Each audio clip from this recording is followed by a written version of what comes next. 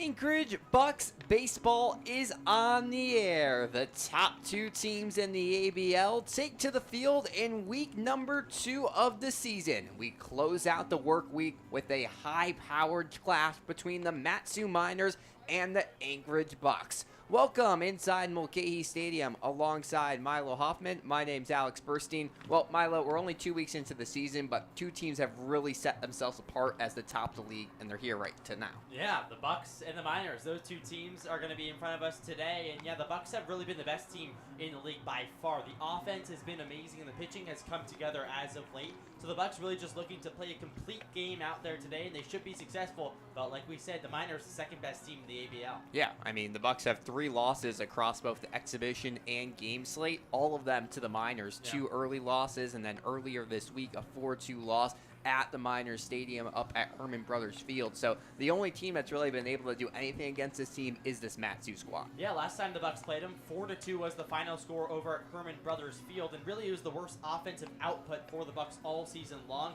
Mustered up a season low 2 runs, just 2 walks too, so they were struggling to get runners on, and also the only game of the season where they have no stolen bases. So the Bucs trying to get that running game back today against the Miners, and revenge is the top thing on their mind. Yesterday was an interesting game for the Bucs as it was played against the American Legion All-Stars in the annual Slate and Mole game. The Bucs got a 15-5 win, but that one won't count as they were playing against their own pitchers. The Legion All-Stars were mixed amongst the Bucs, but overall a very fun day. Any takeaways from that game, Milo? Oh, super fun to see the high schoolers out there play against Division I players in college, seeing what they hope to do in a few years' time. So it's just an awesome experience for them. And now, of course, they're going to go back to their high school seasons and their Legion seasons, saying, hey, we played against Division I guys. You guys are some chopped cheese over there. We can deal with you easy. But it's just a fun day overall for the Bucs and for the American Legion side. Yeah, a great week of baseball here at Mulcahy Stadium. They had scrimmages and practice the first 3 games of the season, and now going into tonight, they have that as well. So, should be a very fun matchup. Before today's game, though, let's get to meet a couple of players, and today's player of the game, Ren Matsuzaki, the catcher, not starting here tonight, but he started in a bunch of games this year, and Milo Hoffman caught up with him ahead of tonight's matchup. Here's what Ren had to say.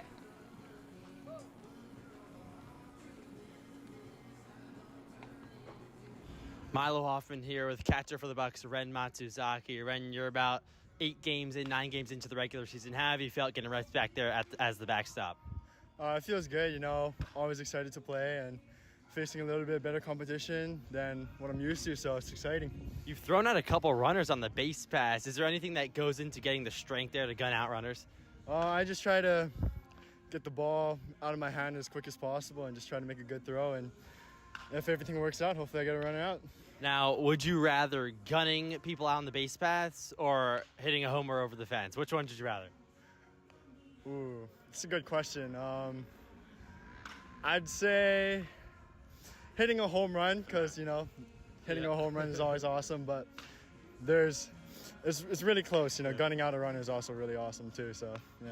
You've been swinging it well, too. What are you seeing at the plate? What are you looking for? I'm just trying to look for a ball that I can handle, you know, trying to look for a fastball in the zone and hit it somewhere, hopefully away from the defenders. Yeah. So, yeah. Has Alaska been everything that you've expected or more? How's it been so far? Oh, it's been a blast. Like, I kind of had some high hopes to do some sightseeing and some activities only you can do here in Alaska, I'm glad to say that I got a lot of it done. I saw moose. I caught a king salmon, which was really awesome, and I went on a really nice hike. So I guess the only thing left is to see a bear, I guess. There you go. So, yeah. All right, thank you so much. Awesome, Thanks, Ren.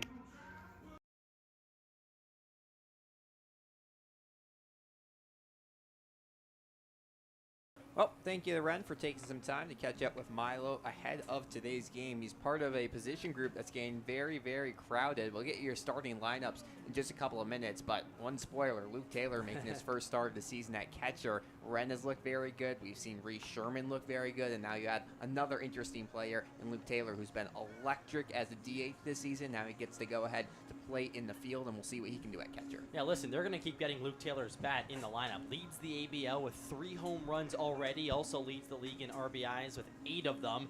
So Luke Taylor is just swinging a hot bat. You're going to get him in the lineup every time out. But listen, when he can't go out there and play catcher, you got Ren Matsuzaki, you got Reese Sherman. So a deep position for sure for the Bucs. Always good to have as many options as possible. We caught up with Joe Silva ahead of today's matchup. He had some things to say about Luke Taylor and his team as a whole as they try to advance to 7-1 on the young season here tonight. Here's what the head coach had to say. Alex Burstein here with Coach Joe Silva of today's matchup with the Miners. Well, Coach, first looking back to yesterday, obviously a different type of game, but how fun was it to be able to play against a high school team?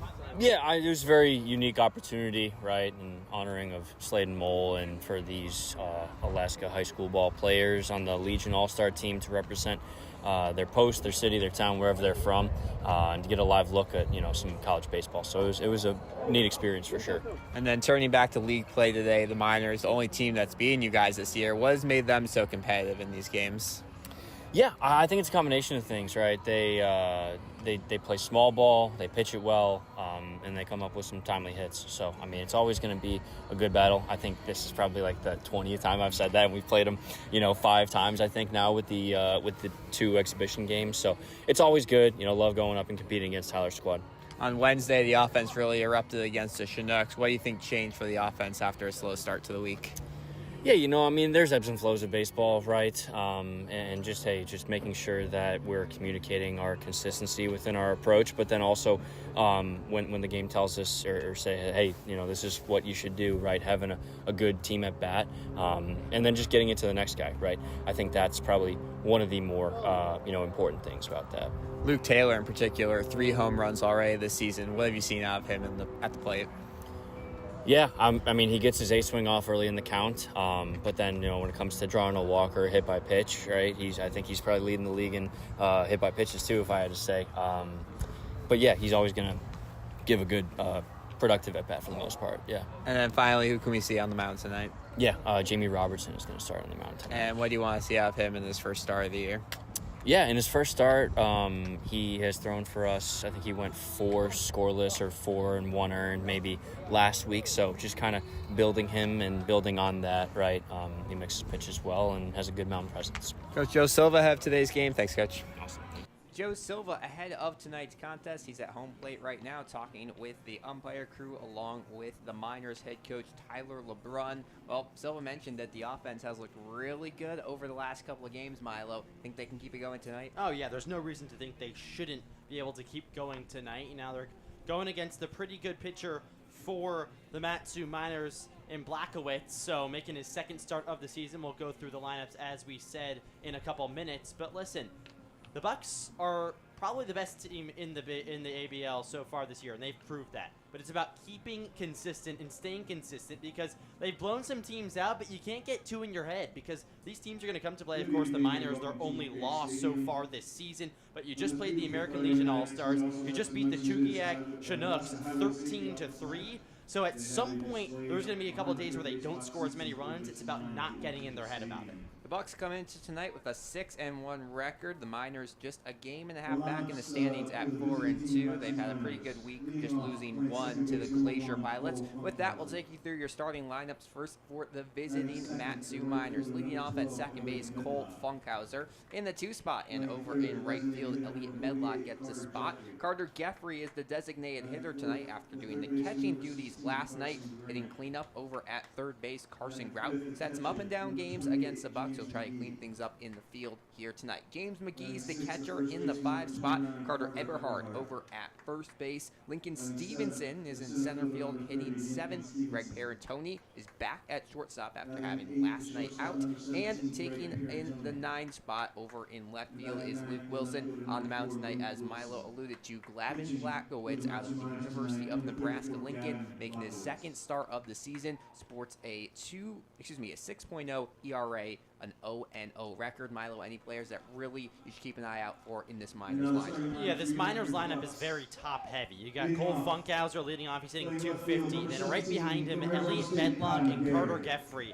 364, 350, and then Carson Grout right behind him, 333 average. So that 2, 3, and 4 spots is where the Miners are going to do most of their damage. When you get down the lineup, it goes very, very south. You got James McGee hitting 154, Eberhard hitting 160. So you have to deal with the top of the lineup for the Miners, and as you get down the lineup, it gets a bit easier. But you can't look past a couple of them. Carter Eberhard hit a 3-run shot in Matsu's last game last night against the Chinooks. Well, let's move over to the home team, the Anchorage Bucs, whose offense has been hot. 58 runs through 7 leagues games played. That's a very high run per game average. I can't do the math off the top of my head, but it's a lot of runs. Leading off for the Bucs tonight, Kai McGarry over in left field. He has shooted up in the batting average rankings in the league. Now is into the top 5, hitting 348 on the year. He's been very impressive. Behind him, Landon Underhill at second base. Hitting in the 3 spot, he's the top hitter on this team so far in terms of power. Luke Taylor, and he is, as we mentioned, making his first start of the season at catcher after being DH most of the year. Sean Toger hits cleanup. He's the designated hitter tonight. Jaden Toki stays in the lineup as the third baseman. Hitting 6th, making his first start of the regular season. Nate Muncy, a left-handed first baseman, gets the start. Logan Yule hits 7th. He'll be over in right field. Grant Haas, the shortstop, in the 8th spot. And Joey Narrett hits in the 9 hole. He'll be playing in center field. Jamie Robertson on the mound. Let's take a quick break for the national anthem.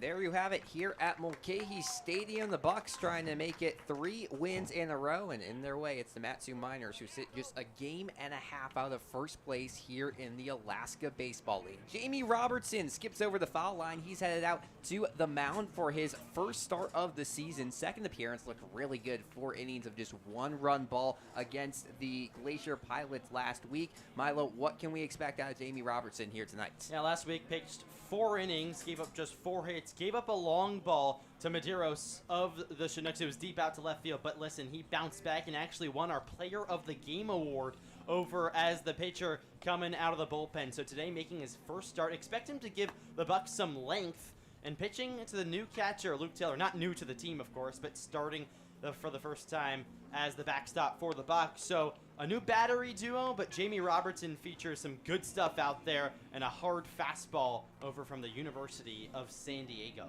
Robertson, 6'3", 215, as Milo mentioned, just wrapped up his junior year at San Diego. He started off his career at Los Angeles Harbor College. Will be interesting to see how he does as a starter. Was a reliever for for San Diego this past spring. He did start in the junior college level, but now he's trying to get back into maybe a starting role in the college level, and he'll start with that here tonight against the Matsu Miners. Yeah, this is a big start going against the Miners in a big game early on in the season. Of course, the Bucs lost to the Miners last week. Their worst game of the year, 4-2 was the score. The offense just didn't get going. The pitching was pretty good over there, so Jamie Robertson hopes to continue that. Well, listen, it's a big game early on in the season. The top 2 teams in the ABL. If the Miners win, they're only a half game back at first place. Yep, the only game in the ABL tonight, there is one other team in action. The Glacier Pilots up in Fairbanks taking on the Gold Panthers for their Midnight Sun game. That gets started at 10 p.m. It'll be over at 1 a.m. It's still going to be bright when the game ends. Yeah, pretty amazing. That's amazing over in Fairbanks. About 7-hour bus ride. The Midnight Sun, of course, tonight is the longest day of the year June 21st. So, of course, here in Alaska, the sun will be out for what really seems like forever. So, exciting time over in the ABL, but the most important job at hand is the one right in front of us for the Bucs. Yeah, we've got evening sun here in Anchorage. It'll be Jamie Robertson on the mound to face off against Cole Funkhauser to start off tonight's outing. The Bucs in their white pinstripe uniforms tonight, white hats, black belts. As Robertson sets at his belt, readies for the first pitch to Funkhauser. A long wait, leg kick, here it comes. That one drilled foul to the left-hand side. The Miners tonight in their road green uniforms, yellow lettering, white pants. And we'll see a lot of green batting helmets. Some players opt to wear their collegiate helmets as well, but we'll see a lot of green here. No balls, 1 strike to count on Cole Funkhauser. As Robertson sets, next pitch fouled on the ground to the left side, so some early contact here from Funkhauser. Yeah, early on, you could tell Robertson's trying to pin Funkhauser inside, on the inside portion of the plate, and he's taken both, fouled it to the left side. So wonder where he goes here with 2 strikes. That last pitch was an off-speed from Robertson. Funkhauser out of the University of Central Missouri, hitting .250 on the early season. 0-2 pitch, grounded right side, taking it on a low bounce is Underhill, who scoops to first base and gets him in time. A 4-3 put out to start off the game for the Bucs defensively. A nice start for Jamie Robinson. Weakly hit over to Underhill. He had all the time in the world. And that's exactly what you want for Robertson. Quick at-bats. Try to get that pitch count in a decent shape. Elliot Medlock comes to plate. Nate Muncy happy that the first ball thrown his way was on target. Last night faced off against the American Legion team and had to do some acrobatics to get some outs. First pitch, check swing, they say went around. That will be an 0-1 count on the fastball. But Muncy, it's great to see him at first base tonight. Has been mainly used as a hitter and a pitcher, but finally gained some field action here tonight. Yeah, we talked to him last night. He said, yeah, what were they doing over there? He was diving, hopping, stretching out. So, yeah, nice first throw. Hey, was impressive enough to get a start here in the regular season. 0-1 breaking pitch, swung on and missed. No balls and 2 strikes to count on Medlock. Hitting .364 on the season. That's good for 3rd place in the ABL right now. 2 Bucs ahead of them in James Provencio and Landon Underhill. Provencio not getting the start tonight. Underhill over at second base. Robertson leg kicks and the pitch. This one bounced high towards short. Haas charges in, makes the grab, and throws across the diamond in time for a 6-3 putout. And 2 weak ground balls. Nice play by Haas to charge it. He's been real smooth over there at short. There's really no doubt that he's going to make the play if the ball comes to him. So nice start for Robertson. 2 weakly hit ground balls. Exactly what you want. Carter Geffrey comes to the plate, the designated hitter, hitting .350 on the year. He's right behind Medlock, 4th in the league for batting average, so this 3-4 spot is really what you have to watch out for. First pitch, fastball's low, 1-0 the count. The Bucs defensively tonight, it's Robertson on the mound. His battery mate, as we mentioned, Luke Taylor, wearing his Long Beach State University yellow catching gear. As Robertson sets for the 1-0 pitch. This one inside and slams into the shoulder of Geffrey. So it'll take him to first base on the hit by pitch, and there's 1 on with 2 away here in the top of the first. Yeah, just a fastball that tagged him in the shoulder. That can't feel too good. Of course, Robertson, no harm intended, but now runner on first for the Miners, and the lineup doesn't get easier as the cleanup hitter Carson Grout 3 hits last night against the Chinooks. Yeah, 3 for 5 performance and a big win, 11-3 for the Miners over the Chinooks. First pitch to the lefty goes high on a fastball, 1-0 the count. Around the infield tonight, it's going to be Nate Muncy at first base, Landon Underhill at second, Grant Haas at short, and Jaden Toki over at third base. And around the outfield, it's McGarry in left, Narrett in center field, and Logan Ewell over in right. The 1-0 pitch, swung on and missed, gets through the legs of Taylor and safely into second base on the wild pitch is Carter Geffrey. That was a nasty one right there. Geffrey was way out in front of it. It was so nasty that Luke Taylor didn't know what to do with it. So you just got to focus on the batter here in the first. Forget about the runner on second. The one at the plate, and Grout's the one that can do damage. It'll be interesting to see Taylor's relationship with these pitchers. He's been catching some bullpens, but this is his first time in game action, so getting used to the speed of things here in the summer. 1-1 pitch, bounce towards second base. Underhill charges in, gets it on a low hop, flips with his glove, and still gets there in time.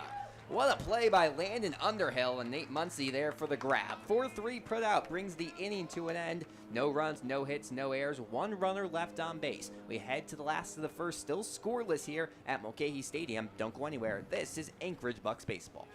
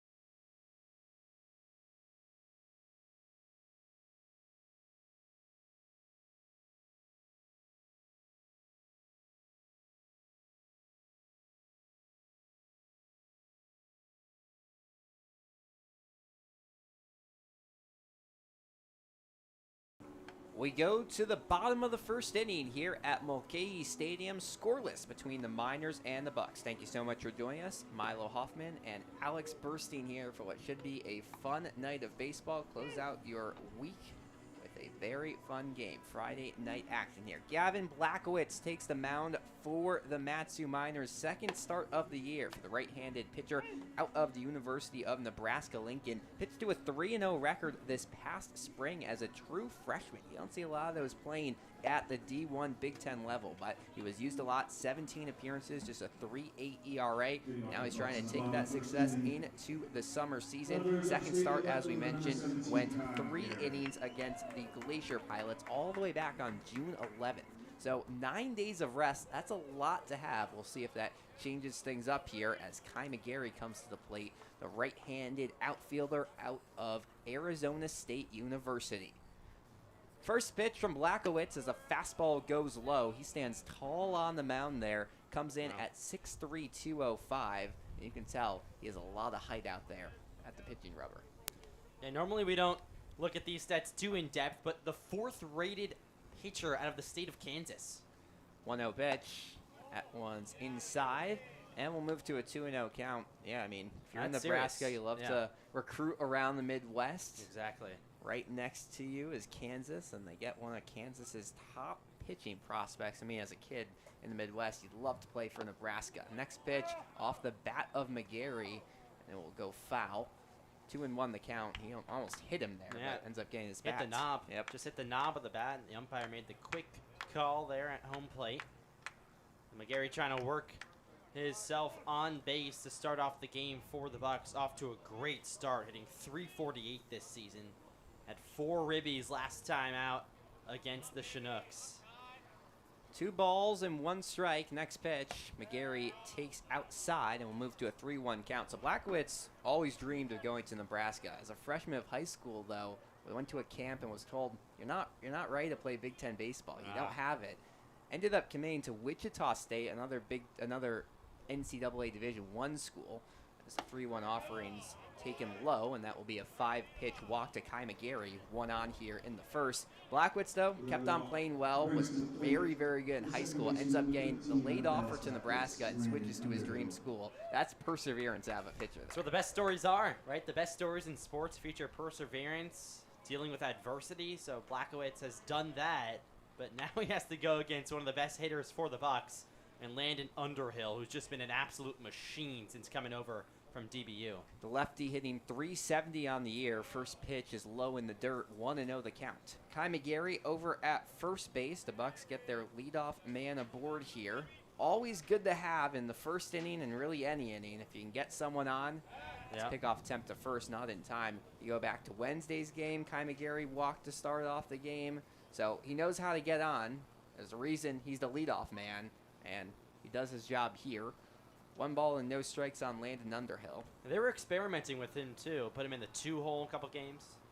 Next pitch goes outside. And I think just with the speed that he has, if you can find a way to get him on, you're almost guaranteed to eventually have a runner in scoring position. And if you can have that out of your leadoff man, that is very helpful. And the Bucs have been so good at getting runs in the first and second inning, which has helped them to this early 6-1 start to the season. 2-0 runner takes. It's in for a strike to throw down on a low bounce, not in time. So stolen base for Kai McGarry. He's back into the tie for the league lead. And McGarry gets a runner into scoring position here. Runner at second base with no outs here in the bottom of the first. And McGarry's so fast. If you looked at our interview over at Anchorage Bucs on Instagram, he said he was just born with it. Yep. Listen, credits his dad a little bit, and then just born with the talent, with that speed. One of the things that's very hard to teach is speed. As first pitch is inside to Luke Taylor. Excuse me, to Landon Underhill. Still have to play a 3-1 count on the lefty.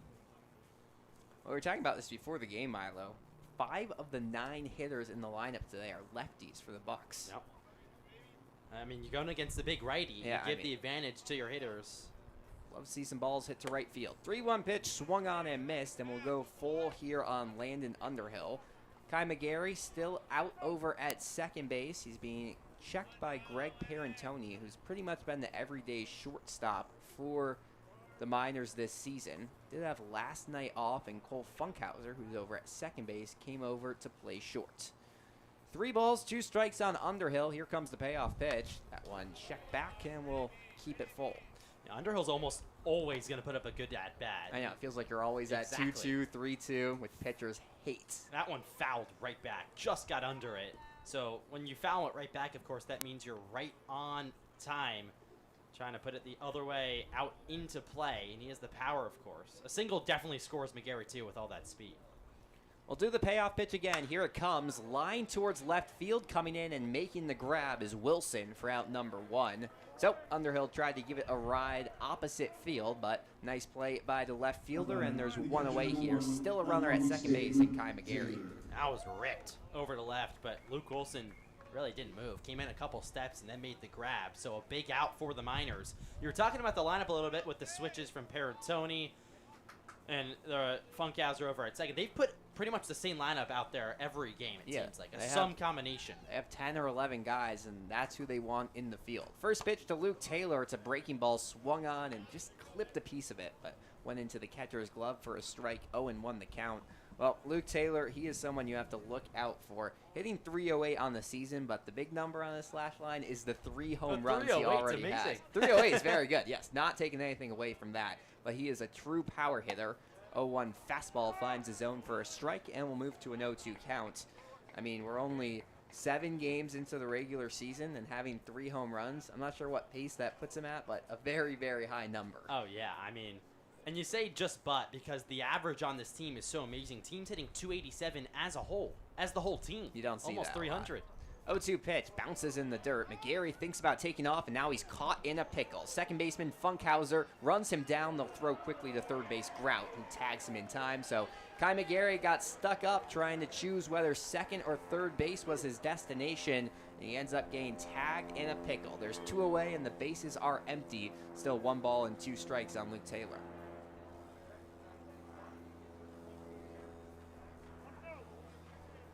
Well, that's a bit unfortunate for the Bucs, who had an early reach from Kai McGarry on the walk. He stole 1 bag and looked like was in prime position to score on a hit. Now Luke Taylor has to work with no one on and has to reach to keep this game going. The 1-2 pitch fouls it off his left foot, and we'll keep it at 1-2.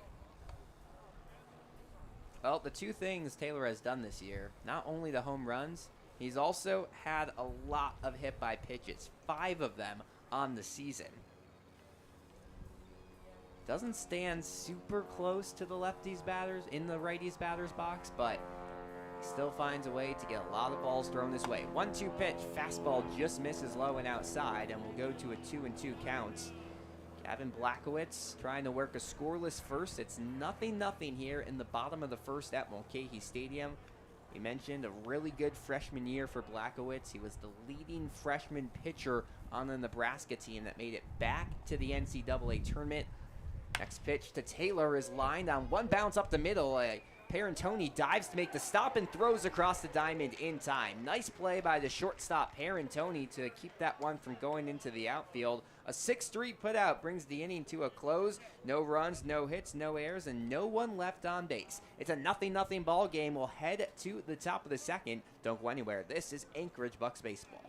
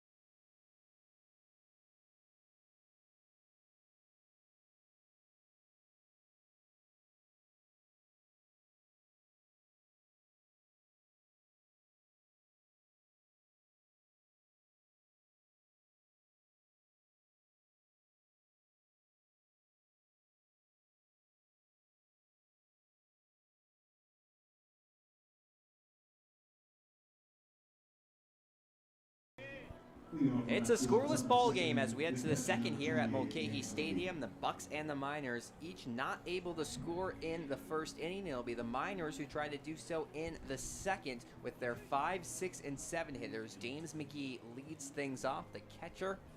He'll have to do something off of Jamie Robertson. The right-hander for the Bucs stays in for a second inning. We mentioned he had a 4-inning appearance out of the pen a week ago. He knows how to go distances, which you haven't seen out of a lot of starters for this Bucs team. Long wait. Here's the first pitch to McGee. It's a fastball, just misses outside. 1-0 the counts. And Robertson said he expected to go 4 innings Yep. last time that he played against the Chinooks. So he's expecting to go some distance today. Not exactly sure how long, but we'll see as the game goes. Nice pitch count to start off. You love to see the confidence out of a pitcher. 1-0, swung on and missed. That was a low pitch. Very, very good from Robertson, and just an awkward swing from McGee. Yeah, that was a sword if I've ever seen one. Just sawed right through that one on the off speed. 1 ball, 1 strike. Next pitch to McGee goes outside. Robertson really going to the breaking ball here to start off the game. He's gone a couple times already to McGee. See if he goes back to it right now. Down in the count 2-1, but he's looked real good. Command is off to a solid start. And his fastball has gone a couple swing and misses. 2-1 fastball hits the top part of the zone for a strike. 2-2 the count. McGee looked a little stunned at that one, but he'll head back into the batter's box. Waves his white beige bat in the air and now gets ready for the pitch from Robertson. Here comes the 2-2. Swung on and fouled to the left side. Almost a nice play by one of the Bucs players in front of the dugout, but just fumbles it. Now listen, I want to shout out Jamie Robertson. This morning made me a smoothie. Yeah, how about that? He made me a nice, it was like a blueberry, I'm not sure exactly, but it tasted really good. And you gotta get the recipe. yeah, I know, I do. He said he just put together some frozen fruit. Just throws and called it a random day. stuff in. I feel like that's really how good. smoothies usually work. Yeah. 2-2 pitch, and that's going to hit McGee in the back. So another hit by pitch, the second of the game offered by Robertson, and there's 1 on with no outs. Yeah, that was on the off speed. So just plunked McGee on the left shoulder. Now 2 times hit by pitch. So he's trying to go to that. It seems like he's trying to work on that off speed right here, right now. Experimenting. We'll see how it goes. The lefty Carter Eberhard comes to the plate, hitting just 160 on the season. Long wait from Robertson, and the first pitch is lined left side, and it soars out of play. So we'll go to an 0-1 count. Usually you see pitchers want to be by themselves on days that they start. They don't want to talk with people. They don't want to make smoothies for people. Yeah. But I guess Robertson, he's a social butterfly. He is. He wanted to help out. I asked him if it was a start day ritual. He said no. No. Just wanted a smoothie. Just want a smoothie? Hey, I mean, that's a natural way to do it. 0-1 pitch, grounded towards Muncy. At first, he steps on the bag, throws to second. Haas gets the ball but can't apply the tag. It wasn't a force because the runner had already been caught out at first, but a nice play by Nate Muncy to get one away. And there's one out in the top of the second. Runner at second base, and James McGee.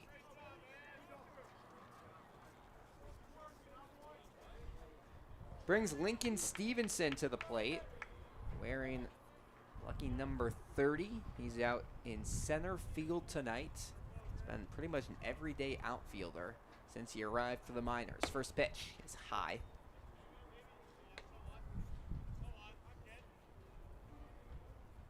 Stevenson out of the University of Central Missouri, Division II team that made it all the way to the Division II World Series. Robertson checks the runner at second now, fires a fastball in there for a strike, 1-1 the count. See, the Chinooks have a lot of players from Messiah University that made it to the Division III World Series. The Miners, well, they have a lot of Central Missouri guys that made it to the D2 World Series. Here comes the 1-1 pitch from Robertson. It goes high and will move the count to 2-1. Robertson trying to work a scoreless second. His first inning looked pretty simple. Ground out, a hit by pitch, and then got a ground out to end the inning with no damage done. He'd love to do something similar here. James McGee waiting over at second with a hefty lead, being checked by the second baseman Underhill. Next pitch poked high in the air towards right field. Logan Ewell doesn't have to move much. He catches it, tag from second. Oh, McGee's going to stay put. A rocket throw from Logan Ewell, and the runner will stay at second base with 2 away now in the top of the second. Really nice job by Ewell to get behind that ball, gear up for the throw, and threw a nice one in. And Yeah, I think he would have had him even if he tagged yeah, up. I agree. So nice job to not advance on the play, I guess you could say. Yeah. Smart. So it's a runner at second, 2 away for Greg Parentoni, hitting 133 on the year. His offense hasn't been there. His defense has. We saw him already make a really good play in the first at short. First pitch fastball taken for a strike. 0-1 the count on the right-handed hitter. We mentioned didn't play last night, but he has played almost every single game this season because you can't have a glove like that out of the lineup. No balls, 1 strike on Parentoni. Next pitch. Off speed into the zone for a strike, 0-2 the count. It's interesting. Your 2 shortstops today, Grant Haas and Greg Parentoni. Both guys, they're not lining it up offensively. They're both hitting in the 100s, but their defense is just so good. I was going to say that. Clearly they're playing great defense, and we already saw it from Parentoni made a spectacular play, so that keeps them in the lineup, as it should. 0-2 pitch, hit high in the air towards right. Logan Ewell takes a few steps in, still on the run. It's hanging in the air and gloves it for out number 3. Leadoff hit by pitch, but James McGee gets stranded at second base. No runs, no hits, no errors, and 1 runner left on the base path. We'll head to the last of the second. It's scoreless here in Anchorage. Don't go anywhere. This is Anchorage Bucs Baseball.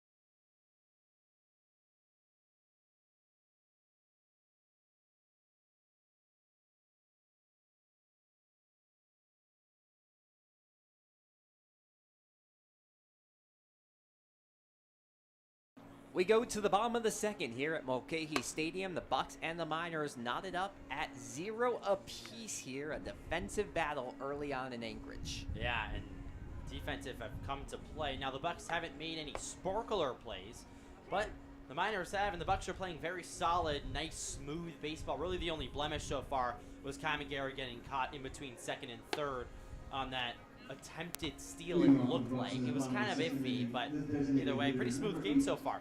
Sometimes you don't need sparklers. You just need sound defense. Oh, that's exact. I mean, sparklers means that the balls are being hit in places that it's hard to make plays, that you're rather nice and simple. The lefty, Sean Toger, comes to the plate. Designated hitter tonight. We've seen him play in the outfield, over at first base, and he's a starting pitcher for this Bucs team. First pitch from Blackowitz is a fastball swung on and missed. 0-1 the count. That was a rip swing by Toger. Way out in front. It was an off-speed pitch, so Blackowitz starting some at-bats with the off-speed. Here's the next one. That one goes low. Blackowitz works with a fastball slider changeup rotation. Mainly uses the fastball slider, but especially against all these lefties, you may see him use the changeup a little bit more. 1 ball, 1 strike on the left-handed hitter. Next pitch, another fastball swung on and missed. Toger just didn't reach his bat out far enough there. Gets chased outside, and it's a 1-2 count. Yeah, 2 off-speeds have fooled Sean Toger. So would expect Blackowitz to go right back to it. Here's the 1-2. Reaches outside. Toger out of Garden City Community College. He did this two-way thing there as well. Hit .349 this past spring, and also pitched to a 7.29 ERA. 2-2 pitch goes outside, and we'll go full here on Toger. Yeah, Toger doing well here too. 3.33 average. 2 for 4 last game against the Chinooks. Payoff pitch. Lined high in the air towards left field. Wilson retreats back and makes the grab for out number 1. So Toger gave that a nice ride, but Wilson very solid out there and left. The wind ever so slightly blowing out to the left field pole tonight, but it's a pretty mild night. Another just beautiful night for baseball here. 66 degrees. My weather app says mostly cloudy. I think we can see mostly sunny here in Anchorage. It's beautiful skies. First pitch fouled back by Jaden Toki. That one hit just below the press box here. Yeah, if I'm not mistaken, Toki was the one who fouled balls back towards us a couple of games ago. Maybe. I don't know. I think it was one of the Chinooks players, but he has made hard contact. 0-1 pitch. Big swing and miss. Strike 2, and we'll move to an 0-2 count. You know, I'm just trying to create storylines. You can bat it down if you want. That's all good. Hey, as long as they're accurate, I'll let them go. No balls and 2 strikes on Jaden Toki. Just wrapped up his senior year of high school in California. Pitch way high and inside. I'm impressed he didn't flinch there. That one almost clipped his helmet. But Toki stays in the box, and it'll be a 1-2 count on the right-handed hitter. And Toki wears those bright yellow batting gloves. Alex was making fun of them, but he's the one who wears bright yellow shoes. I wasn't making fun of them. They're definitely stand out on the baseball field. 1-2 pitch swung on and missed. Toki behind a fastball, and he'll head back into the dugout with a strikeout. 2 away here in the second. And just a fastball right on by. Toki couldn't catch up to it, so really good start for Blackowitz on the hill. Has looked good and hard to see for the Buck hitters, especially right on right. Now you got a left on right matchup with Muncy. It was the first strikeout of the day for Blackowitz. He's retired 4 straight batters. First pitch to Muncy goes outside, and we'll move to a 1-0 count. We saw Nate Muncy get his first unofficial start of the season last night against the American Legion All-Star team. So it was a little different. Now he gets an actual game start. Next pitch goes outside as well, and we'll go to a 2-0 count. Muncy recorded an RBI knock in that game. It was his first hit in game action this season, exhibition or not. He'd love to add another one here. No hits for either team yet. Blackowitz sets the 2-0. Fastball hits the bottom part of the zone, and we'll go to a 2-1 count. Yeah, Muncy has seen a lot of pitches go outside the strike zone in his early action, the exhibition games. 2 walks through the limited play time, so nice eye at the dish. 2-1 offering is fouled back. Powerful swing there from Muncy.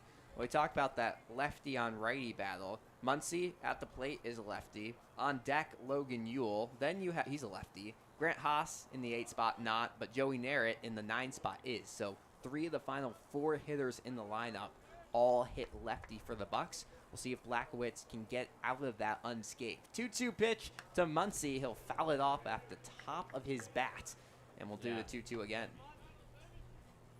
I thought that James McGee was going to go out and talk to Blackowitz. I was a little confused, but just going to pick up a ball about 10 feet in front of home plate.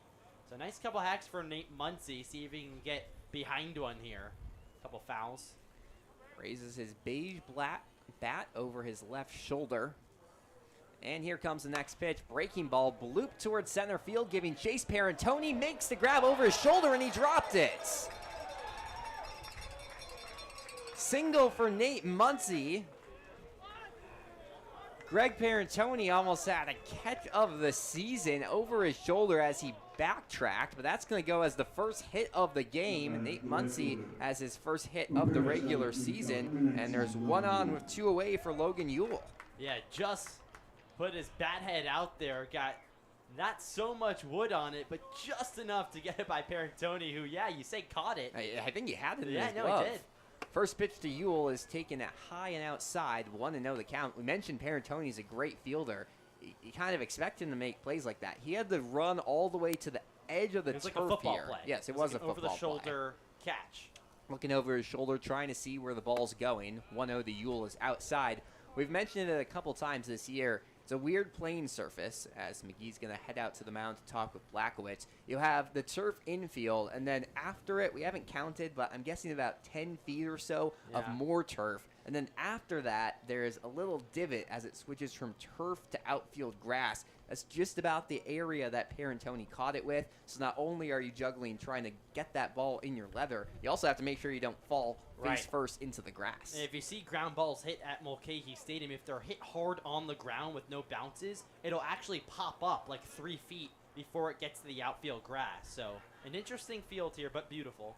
2-0 pitch to Logan Ewell is once again outside. So a little bit in the head is Blackowitz. He's thrown 3 straight balls with a runner at first base after giving up the game's first hit. Nate Muncy's at first, 2 away, a 0-0 ball game in the last of the second. Next pitch is a called strike on the bottom part of the zone.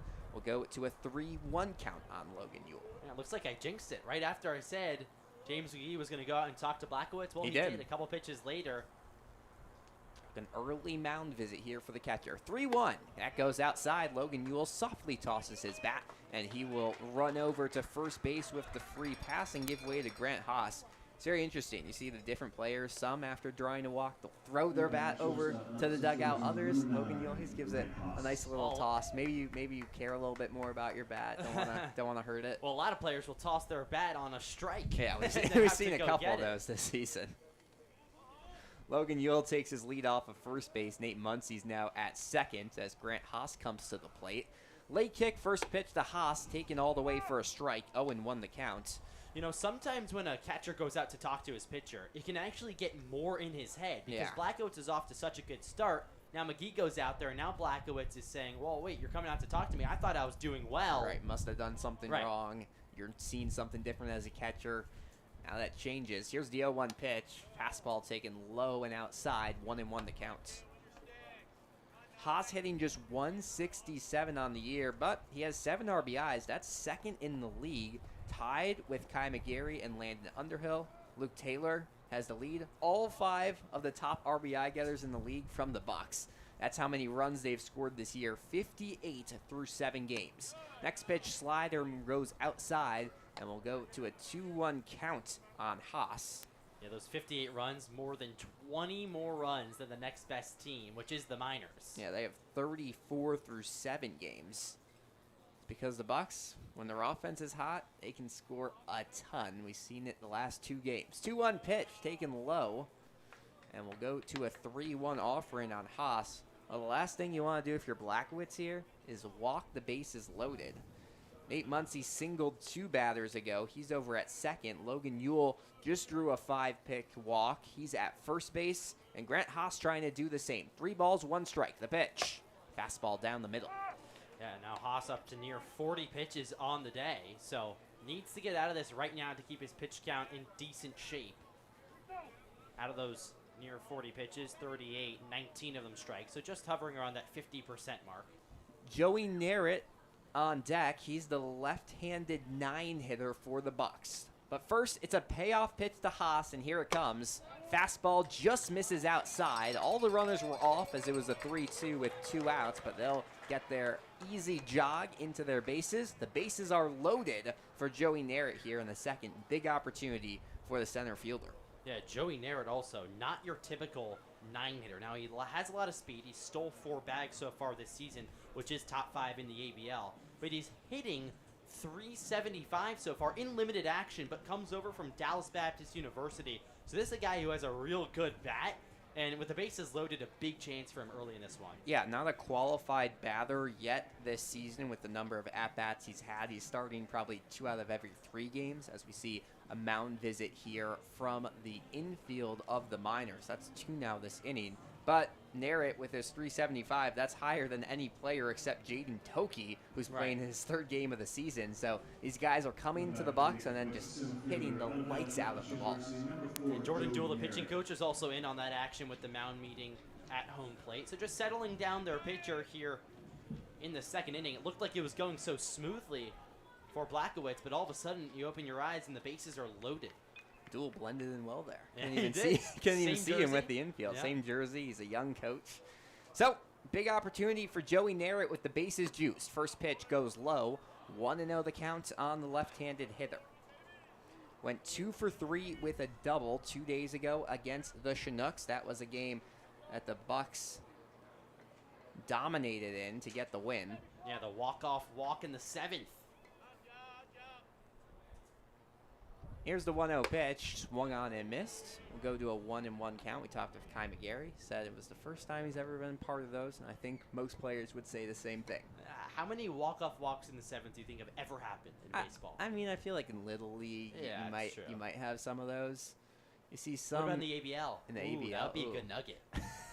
I don't know how we'd possibly find that. Here's the 1-1 to Narrett. Hit high in the air towards left field. Chasing after it towards the line is Wilson. Now he's in foul territory. Comes up against the fence and can't make the grab. So he crashed into the fence that's facing the bullpen for the Bucs. I think he would have been had a play if there was more room to run. But instead, everyone will trek back to their bases with a 1-2 count on Narrett.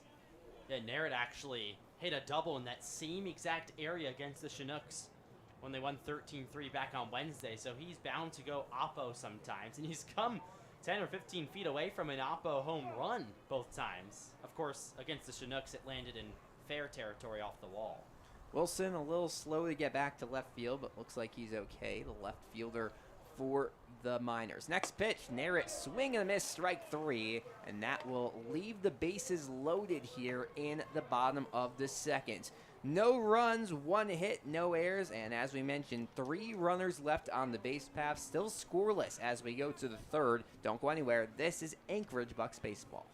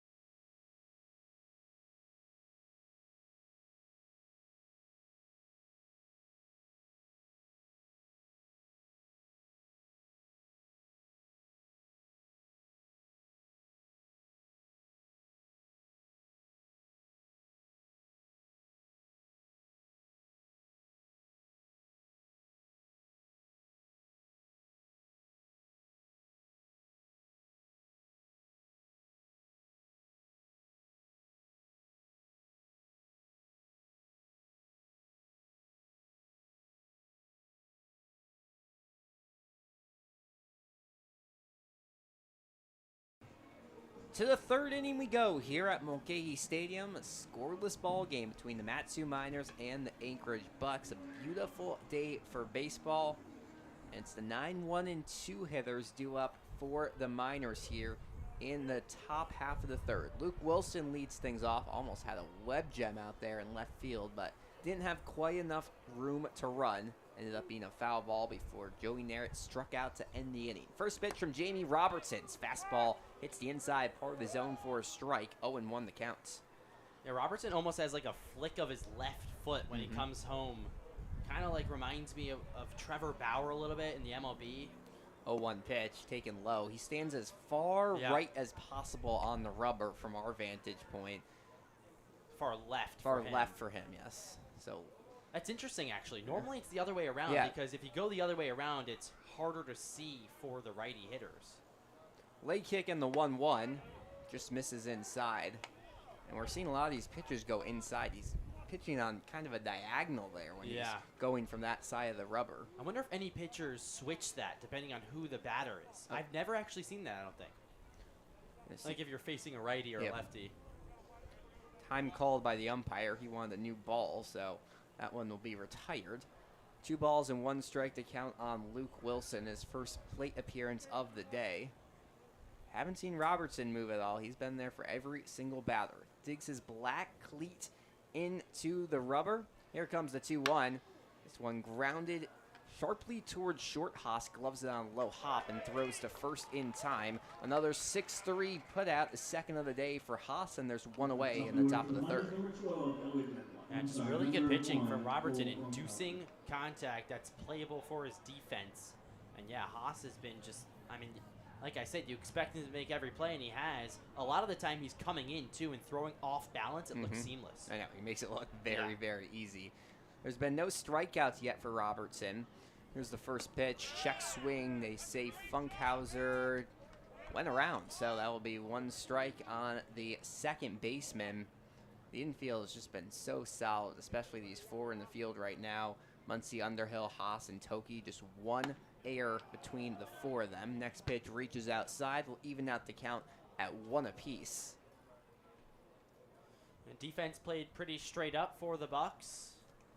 Yule and McGarry both half and half distance. 1-1 goes low and inside. Once again, the only part of the field that's shaded is right under the scoreboard. So Logan Yule, the only one that will have to deal with shadows pretty much the whole game I'm wearing here my hat. tonight. I'm dealing with sun over here, up here. He No needs shadows. He needs your bucket hat. Can they put the scoreboard in front of us? Right above us. Here's the 2-1 pitch. Bounce foul down the left side. Funkhauser grounded out to second to start off the game back in the first. The sun currently is, I guess, over the right field pole, so it's moving around. It is. What if we broadcasted from that little square out there? Yeah, out in right field. I don't know if our vantage point would be as good. Or maybe we just get run into. 2-2 pitch goes low. Oh, you mean on the field? Yeah, I mean on the field. Well, I know you've been wanting to be on the field. You want to shag BP or take that'll BP. happen at some point. I'm telling you, you just have to ask him. I'm sure you'll be able to. 3 balls, 2 strikes, 1 away here on Cole Funkhauser. Here's the payoff pitch. Swung on, popped up right towards the pitcher's mound. Jamie Robertson rolls to the third base line and makes the grab in foul territory. That's a ball that your catcher is almost always going to get, but Robertson, with a smile on his face, makes the grab for out number 2. Yeah, big smile on Robertson's face, and he had that one the whole way. Of course, a lot of these players, and most of them, have played different positions as they're coming up in Little League, high school, to college ball, so they're used to playing multiple different areas. There, Robertson showing off. Maybe he played some outfield back in his day.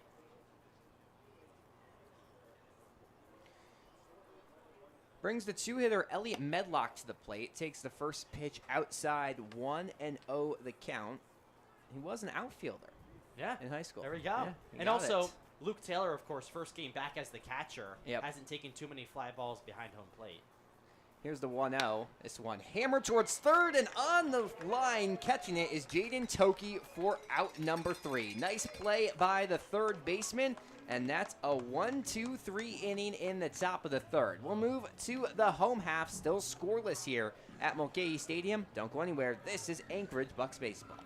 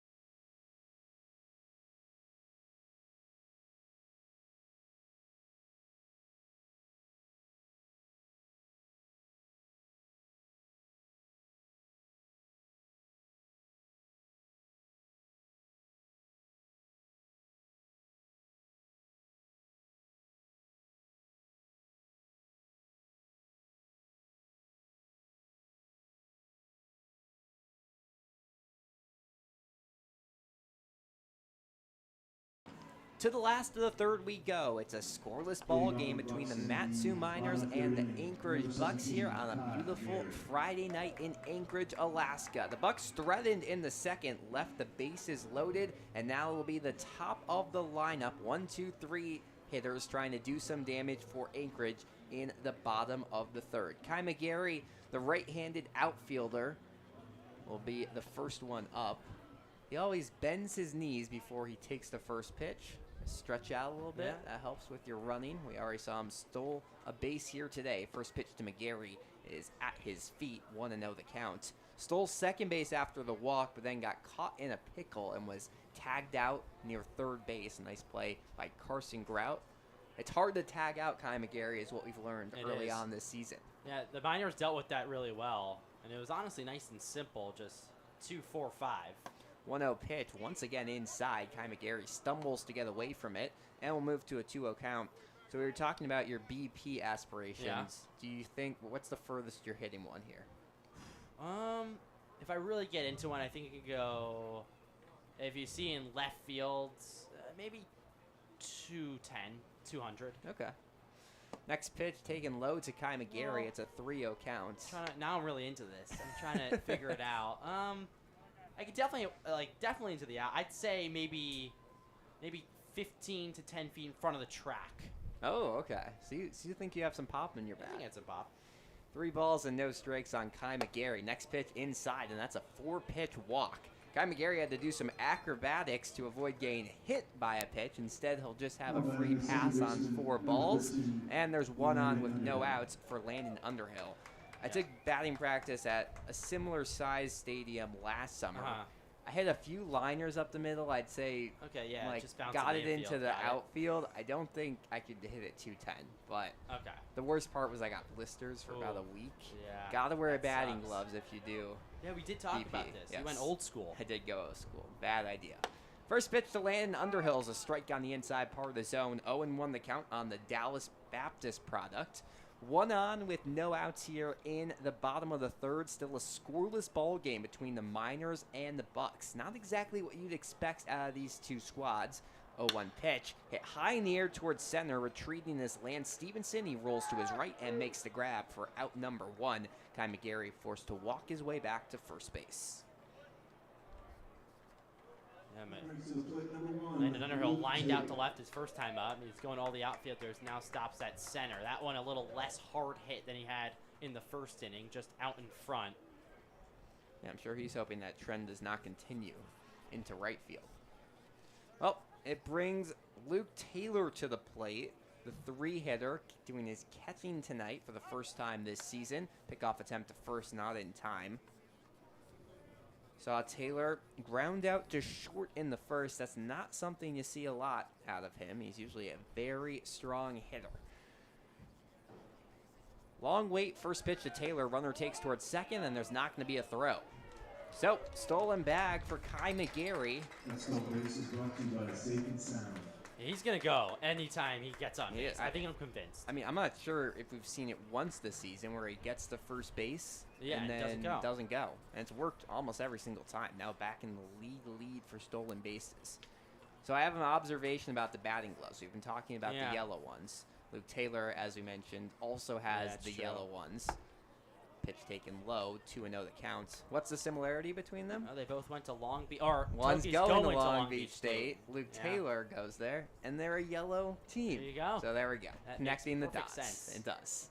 I'm so confident we're right on that. And the Anchorage Bucs are yellow. So it really Sure. comes all together. 2-0 pitch to Taylor. Bounce towards short. Paratoni grabs it on the run and throws across the diamond in time. Kai McGarry does take third base. So there's a runner at third, but 2 away here in the bottom of the third.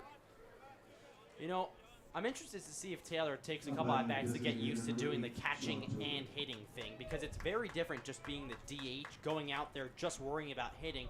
Now he has to go back, put his gear back on, go back out to play, so maybe a little bit of a transition time. Of course, he's been playing catcher his whole life. Yeah.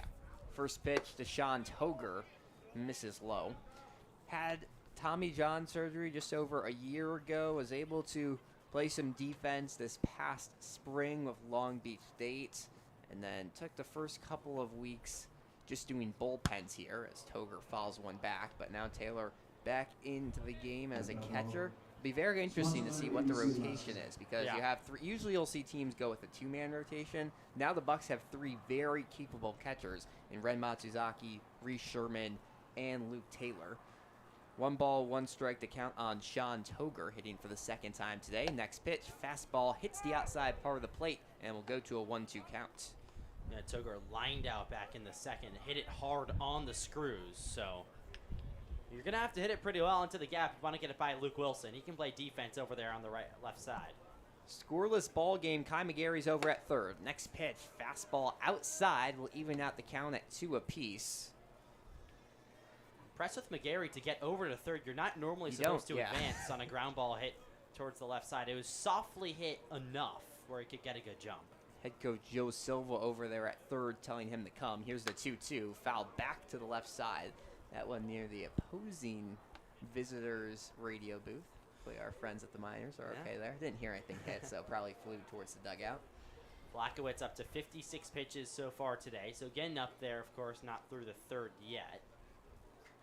2 balls and 2 strikes, 2 away. McGarry takes a few steps off of third. Next pitch. Fastball on the inside part of the zone. They'll ring him up for a strike 3. Sean Toger strikes out looking, and the Bucs strand another runner on the base paths. No runs, no hits, no errors. Kai McGarry stranded at third base. We're still scoreless here in Anchorage. We'll head to the 4th. Don't go anywhere. This is Anchorage Bucs baseball.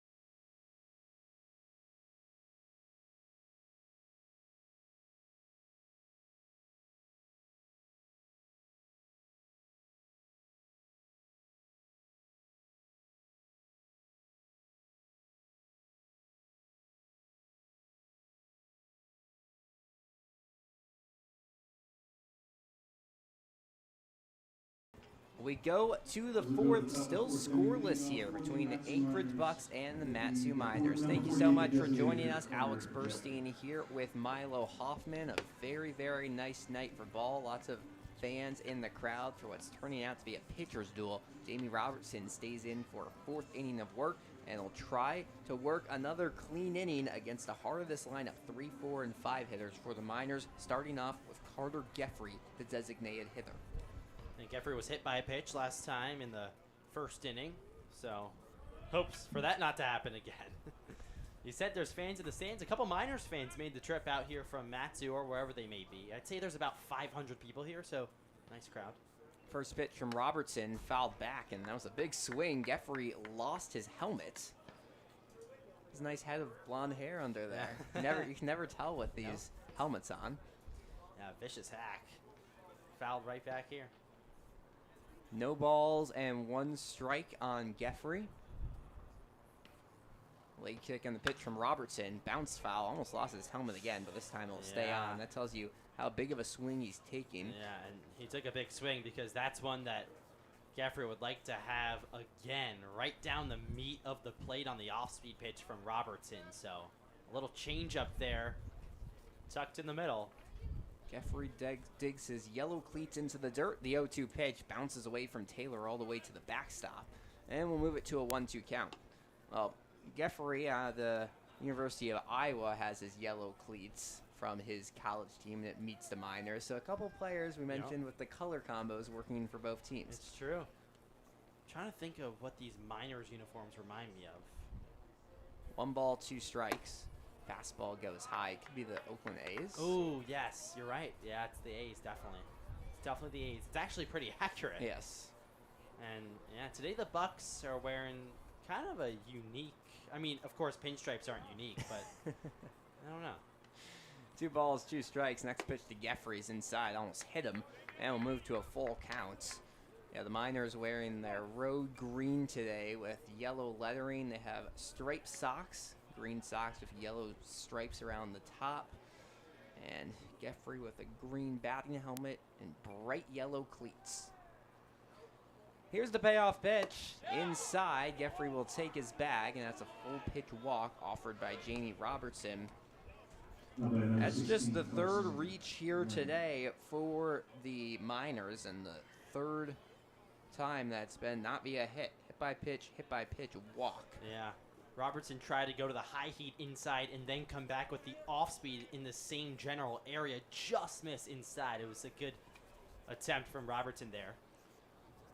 Pickoff attempt to first, not in time, as Carson Grout, the left-handed hitter, also out of Iowa, awaits his first pitch from Robertson. Grounded out to second back in the 1st. That brought the inning to a close. Long wait. Here's the first pitch. Swung on and missed. Grout over that one, and it's a 0-1 count. A really nice off speed there again from Jamie Robertson on the slider, coming into the left-handed batter. So, nice way to work off the heater for Robertson. Jeffrey off of first, the 0-1, hit high towards left field, giving chase is Kai McGarry, and this one escapes the ballpark.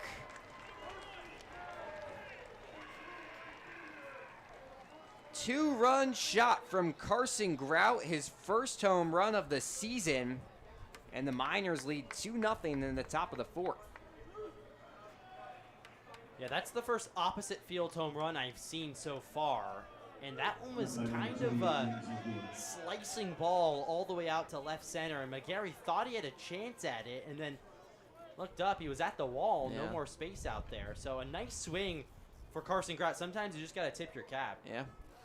That's what Jamie Robertson will do, his second home run given up this season. James McGee comes to the plate. First pitch low, 1-0 the count. So we saw in his first outing of the year, Robertson gave up a solo shot and then looked great for another 2 1/3 innings.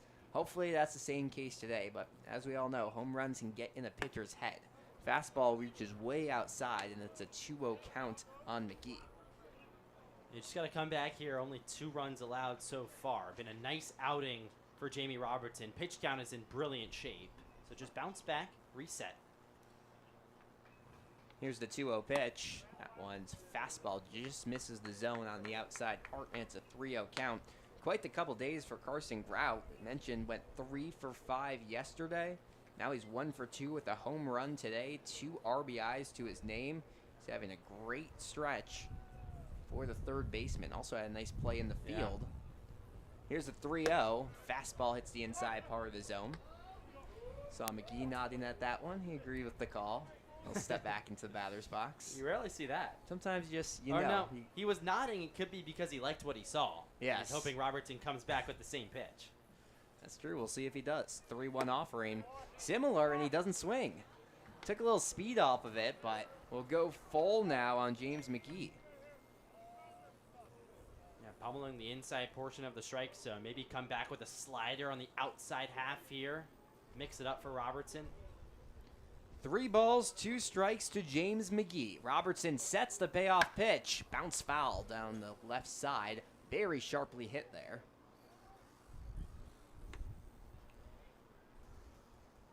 Yeah, Toki gave it a look. He's playing about 15 feet away from the foul line over at third. So a hard hit ball down the third base side would get by him.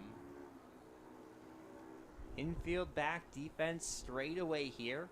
We'll do the payoff pitch once again. This one swung on and missed, and that bat's going to fly all the way into the stands.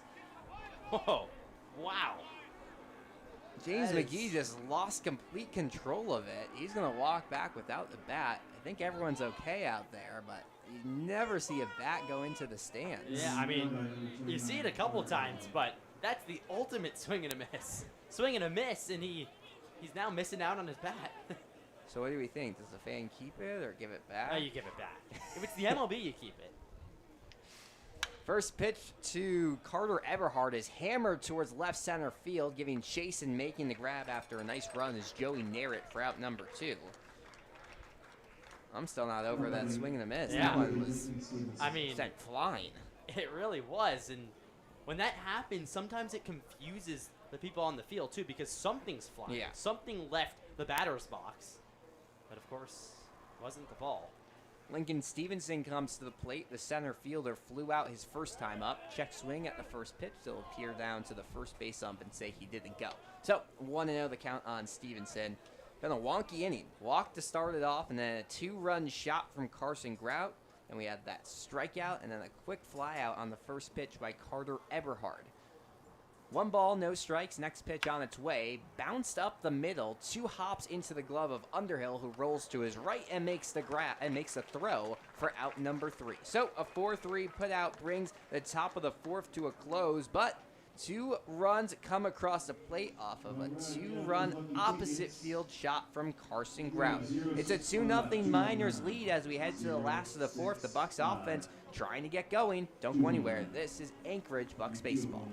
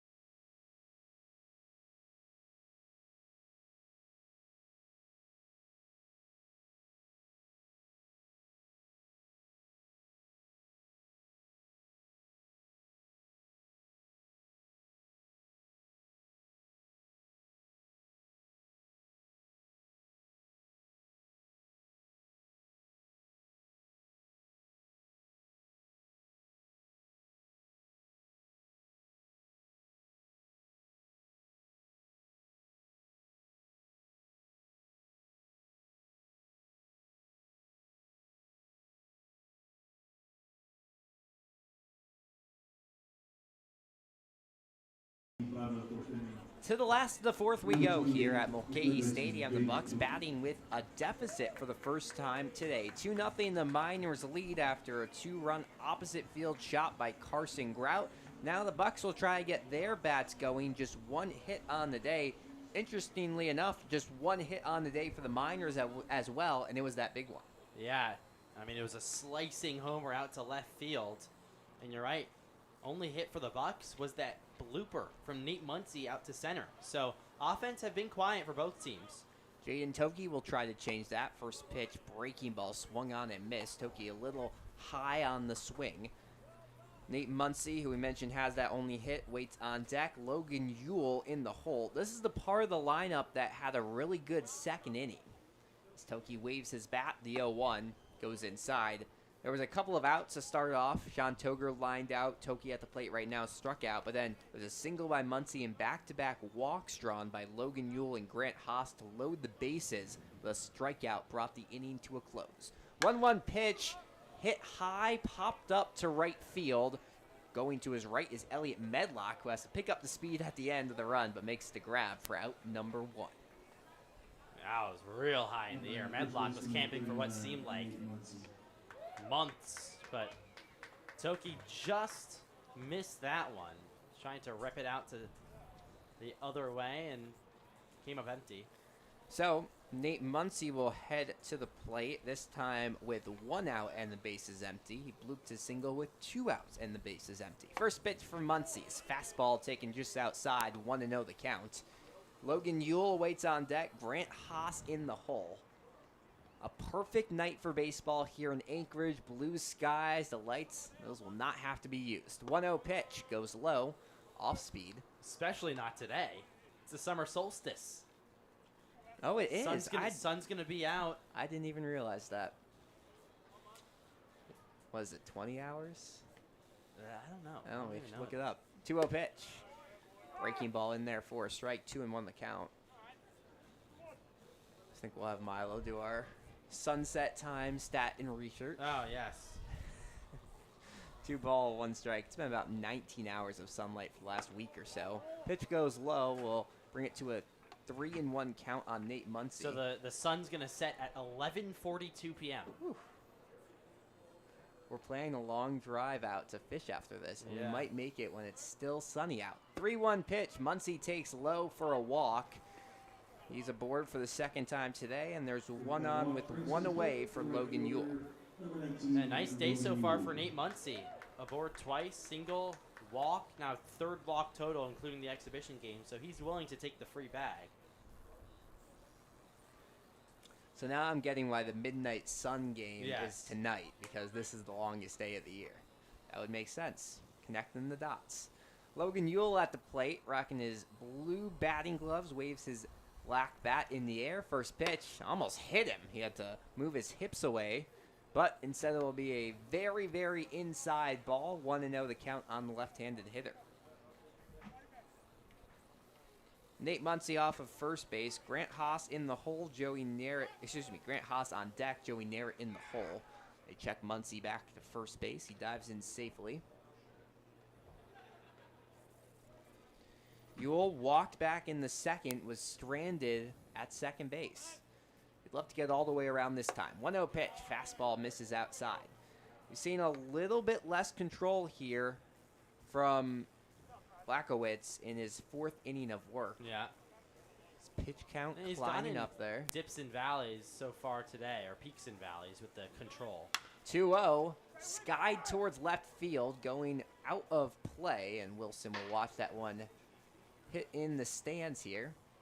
Not a lot of fans in the far out bleachers. Yeah. That means if you sit out there, there's a good chance you're coming in with a foul ball. Or I a little see kid. more down the right field line. That's true. It's definitely because of the sun. Yes. Which makes complete sense. Sun going straight into those bleachers, and you don't want to sit on a bleacher when the sun's Ooh. going. Ooh, that's hot. Yeah, that's it's hot. Very, very hot. 2 balls and 1 strike on Logan Yule. Blachowicz nods his head at the sign, now fires outside. So we'll go to a 3-1 count. Some rain in the forecast for next week. Yeah. Let's see, it's not going to be as sunny the whole time we're here. Yeah, actually, I don't see the sun in the forecast for the next couple days. 3-1 outside as well, and it's a 5-pitch walk to Logan Yule. 2 on with 1 out. There's only been 1 rain cancellation all year for the Bucs. I say all year when this is game number 11 of the season, but Feels like we've been here forever. It does. Well, you had the long breaks because the Bucs played 2 and then had 4 games off, and then played 1, and then there was the rain out. There's been off days. The Bucs have a weird schedule where every single weekend in June is completely off. Players that's why we're going fishing. That's why we're going fishing. Lots of players are going fishing as well. Grant Haas in the righty's batter's box. First pitch to Haas is lined up the middle and past a diving Funkhauser. They'll hold all the runners, and that's a 1-out knock for Grant Haas. The bases are loaded in the 4th for Joey Narrett. Nice piece of hitting for Haas. Just flung out his bat head, and it barely scraped by Funkhauser, who gave it a good dive attempt.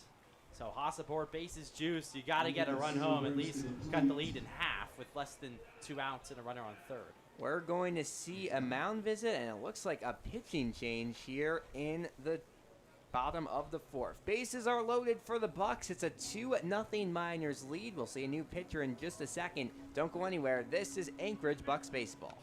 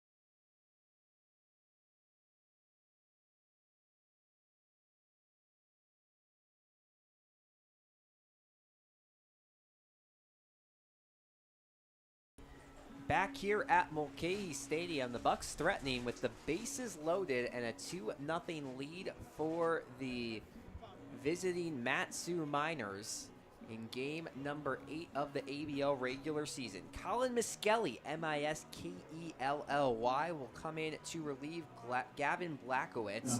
3 in the third innings for the right-hander. Gave up 2 hits, 3 strikeouts, but the big one, 6 walks. And that's a big part why we're here with the bases loaded. Blackowitz walked a pair of batters in Muncie and Ewell, and a single by Haas has the bases loaded for Joey Narrett in the bottom of the 4th. Narrett with his bright white bat, the lefty Miskelly fires, and it's inside. So a lefty-lefty matchup to start off this new pitching regime for the Miners. Miskelly out of Long Beach State University stands at 6'1", 200, has that shaggy brunette hair under his yellow cap, also has those bright yellow cleats. The lefty fires, that's low. 2-0 quickly the count on Narrett. And Narrett trying to make up for his last strikeout he had in the 2nd inning. Also with the bases loaded. Yeah, exactly. Yeah. Corners are in here for the Miners. No one's holding on the runner at first in Grant Haas. Middle, 2nd, and short are played up for the double play. Here's the 2-0 pitch. Narrett watches a fastball hit the outside part of the zone. 2-1 the count. Second appearance of the year for Miskelly in the regular season. Went 1 inning, gave up no hits, no runs, and 1 strikeout against the Glacier Pilots all the way back on June 11th. He did pitch against the Kingsmen in an exhibition game. Here's the 2-1 pitch. That one taken low. Well, the worst thing you can do is come into the game and then walk in a run. Yeah, it's of course it's a tough situation coming on with the bases loaded. And really, a strikeout here is ideal for Miskelly, given that Narrett's so fast. The double play is going to be hard to turn. Just 1 away, a 2-0 Miners lead. Here's the 3-1 pitch. Fastball bounced softly towards first. This will be a hard play, and the first baseman, Eberhard, lets it dribble foul. So Ooh. A smart play there by Eberhard. Really nice play by Eberhard. If he picked that up, everyone was going to be safe and advance a bag. So, Narrett making the slow walk back to the plate. Now he picks it up and jogs back. Everyone's waiting on him. Even the catcher, James McGee, gives him his bat. You're the hitter. You're in control. That's Everything true. goes at your place. Yeah, Miskelly actually a few feet behind the mound right now. Yeah, he's just waiting. Joey Narrett at home plate as the batter. Grant Haas at first, Logan Ewell at second, Nate Muncie at third, hoping to be the Bucs' first run of the day. It's a 2-0 Miners lead, 1 away in the bottom of the 4th. The lefty fires, and Narrett, a big swing and a miss. So that will be another strikeout with the bases loaded for Joey Narrett, and there's 2 away here. Kai McGarry has a chance to do some damage, but the margins are small. 2 away with the bases loaded. The Bucs have already stranded 4 runners on the base paths here today. Yeah, and Kai McGarry, big RBI opportunity, had 4 RBIs against the Chinooks 2 games ago if you include the American Legion All-Star game. So a big ribby chance here for the left fielder. First pitch to McGarry, fouled off to the right side. 7 RBIs on the season for McGarry. That's enough to tie him for 2nd most in the league. And obviously took the big jump when he went from 3 to 7 in 1 game. That was part of a 2-for-3 performance. We mentioned he's been excellent in the field as well. Now is a chance to do some true damage in the leadoff spot with the bases juiced and 2 away. Colin Miskelly stands with his hips pointed towards home plate. Looks like he's waiting for a sign. Now he's going to set and fire. Fouled back. Ooh, fouled right back. Just underneath that one was Kai McGarry. Nice hack. And you know, if it comes right back, it bounces actually all the way out to the 3rd baseline. So, 0-2, but 2 nice swings from Kai McGarry. Of course, the infield is fully backed up now for the Miners. Gary bounces his bat off of home plate, now readies for the 0-2 offering from Miskelly. Here it comes. Bounce softly back towards the catcher, who will throw to first in time. A nice play by McGee. It originally looked like it was going to the mound, but the catcher Miskelly took control to the right of home plate. And the Bucs, for a 2nd time today, are going to leave the bases loaded. We head to the 5th. It's now a 2-0 Miners lead. Don't go anywhere. This is Anchorage Bucs Baseball.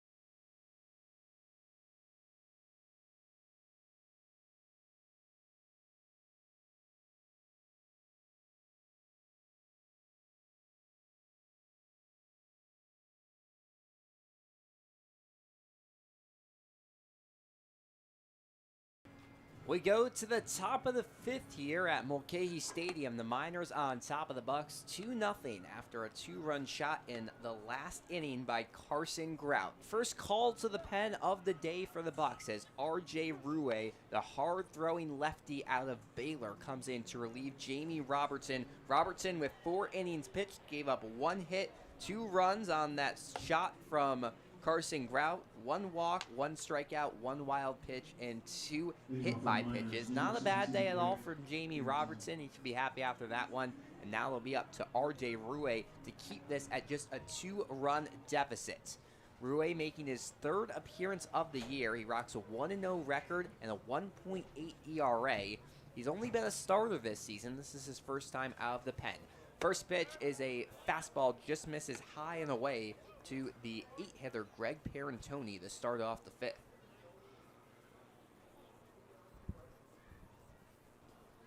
Parentoni flew out to right. This time he'll bounce one towards third. Toki grabs it, double clutch, bounces a throw to first, and it's off the mark. Nate Muncy did a good job to keep it from going all the way to the bullpen, but it's a reach on the air, and there's 1 on with no outs here on the top of the 5th. Yeah, that one just bounced over there to Nate Muncy, and way off the bag. He couldn't really come close to making the play, so nice attempt to try and save it, but not the start you want here in the 5th. So now some room to work for the Miners with 1 on and no outs. Rue will throw over the first. The left-hander out of Salina, Texas, we mentioned, just wrapped up his sophomore year at Baylor. Seen him as both a starter this year and now as a reliever. His last appearance came against the Chinooks last week. Bunt shown. It will be popped up back and out of play. Taylor almost had a run at it towards the backstop, but it just kept on traveling. And there'll be an 0-1 count here on Wilson. So interesting. They're trying to get a runner in the scoring position. Parentoni's been taking a solid lead over there at first. Wouldn't be surprised if we see maybe a bunt and a steal at the same time. No balls, 1 strike. Rue sets at the belt, checks the runner at first, now throws.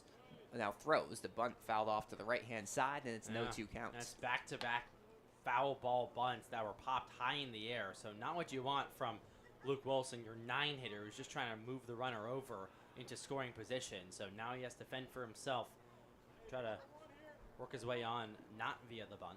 Just 1 hit on the day for the Miners. 0-2 reaches high and outside, and we'll move to a 1-2 count.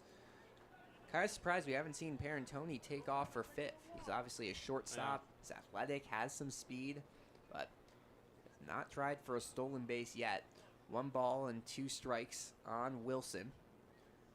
Rue looks towards first and fires. It's a high breaking curveball, and that's a called strike 3. Backwards K for R.J. Rue, and there's 1 on with 1 away, and Cole Funkhauser comes to the plate. That was nasty stuff right there, just poured in. Started at the helmet of Luke Wilson and then buckled down into the strike zone at the last second on what looked like almost like a 12-6 curveball. It was all very late break. Wilson, all he could do was watch it. So it's 1 out for Cole Funkhauser, the leadoff man. Rue throws to first again. We've talked about lefties love to throw over the first, and Rue has a really good motion there. It's simple, but it gets to Muncy there first quickly. Yeah. Wouldn't be surprised to see a successful one here. It's like Max Fried. Yep. My Yankees. Pitch goes outside to Funkhauser. 0 for 2 today. A ground out and a pop out to first. Well, it's always interesting to see how pitchers approach games differently as a starter versus a reliever. Here's the 1-0 pitch. Another breaking ball in there for a strike. 1-1 the count. Well, that's been the pitch here today for Rue. Yeah. I mean, my goodness. Just has so much movement. Why not keep going back to it if it's working? No one's been swinging at it. It's just been hitting the glove of Taylor in the strike zone. 1 ball, 1 strike. Next pitch. Fastball high, swung on and missed. They'll throw down the second, not in time. So it'll be a stolen bag for Greg Parentoni. He finally does it. There was a little piece hit by Cole Funkhauser, but it went into Taylor's glove for a strike. Yeah, Taylor actually faked the throw to first. I think he was probably going to throw back, but then looked up and the runner was already on second pretty much. Next pitch, foul off to the right side. 1-2 the count on Funkhauser. Taylor had a lot going on. He was planning the throw, had to catch the fastball that was high from Rue, and then also tried to get Parentoni there. But instead, he'll be safe at second base. 1 ball and 2 strikes. Next pitch, breaking ball, hit high towards left field. McGarry backtracks towards the warning track and makes the high grab. Coming towards third base and sliding in safely is Parentoni. It was a high ball thrown there from McGarry back to third. Almost got there in time. But nice job by Parentoni to tag up. There's 2 away on the runner at third for the 2-hitter Elliot Medlock. And the way the Bucs offense has been playing today, stranding a lot of runners in scoring position, not a ton of hits. You really want to keep this at a 2-run game. And first you'll have to get past Elliot Medlock. Yeah, Medlock has been on fire. 364 average coming into today. First pitch to the right, he's a fastball high. We see these fastballs trying to work very high from RJ Rue today. Well, it works off of the curveball that then goes into the zone, so they look the same out of the hand, and then last second they dip in. Gotten a few chases. That last flyout was on the curveball from Rue. Next pitch fouled off to the right side on a fastball. 1-1 the count on Medlock. Well, I think if you're Rue, you'd much rather work against Carter Geffrey and Carson Grout, the 3 and 4 hitters due up with the bases empty and no outs in the next inning, because you don't want to bring them to the plate with people on. Elliot Medlock at the plate, 1 ball, 1 strike, runner off third. Next pitch gets away from Luke Taylor, and Parentoni will stay put at third base. So a good job by Taylor to get there quickly. It would have been a close play. Rue knows what to do. He came home, but a lucky break there for the Bucs. Yeah, Parentoni was about halfway down the line, maybe a little less than halfway, then decided to retreat. Taylor almost didn't expect him to go, then looked up, a little pep in his step at the last second. 2 balls and 1 strike now on Medlock. Next pitch. Fastball popped up towards the pitcher's mound. Now the wind takes it to the right side. Muncy calls everyone off and makes the grab to end the inning. So, runner stranded at third base for the Miners in the top of the 5th. No runs, no hits, 1 error, and 1 left on the base paths. It's a 2-0 Miners lead as we move to the last of the 5th. Don't go anywhere. This is Anchorage Bucs baseball.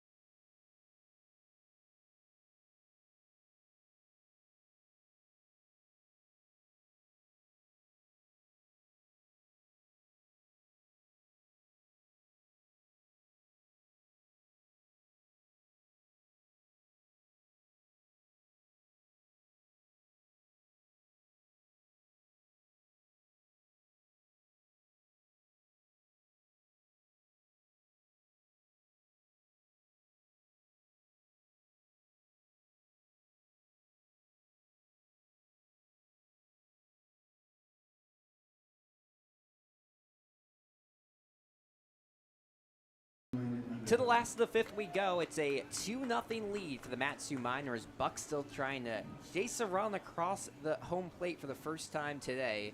They've had a bunch of chances. Left the bases loaded twice. Once in the 2nd inning and once in the 4th. It'll be the 2, 3, and 4 hitters due up for the Bucs here. Starting off with Landon Underhill. The left-handed hitter. He's had good contact, but 2 flyouts to start the game. First pitch, Underhill takes high, 1-0 the count. Colin Miskelly still in the game. He came in a very tough spot in the fourth with the bases loaded and got out of it. Was able to get a strikeout and a ground out. Just what you want to see out of a reliever. 1-0 pitch is low. The lefty Miskelly, a native of Huntington Beach, California, just wrapped up his redshirt freshman year at Long Beach State University. Played in 2024, redshirted this season. Next pitch down in the dirt. And we'll go to a 3-0 count on Landon Underhill. Now Underhill flew out twice so far, once to left, once to center. So 2 flyouts for Underhill, who's been red hot so far as a Buck. A lefty-lefty matchup. Here comes the 3-0 pitch. That one breaks low, and that will be a 4-pitch walk to Landon Underhill. Takes off his batting gloves, and he'll set the bat down before jogging to first base. That's the most gentle approach we've seen. Didn't throw the bat at all. He just set it down.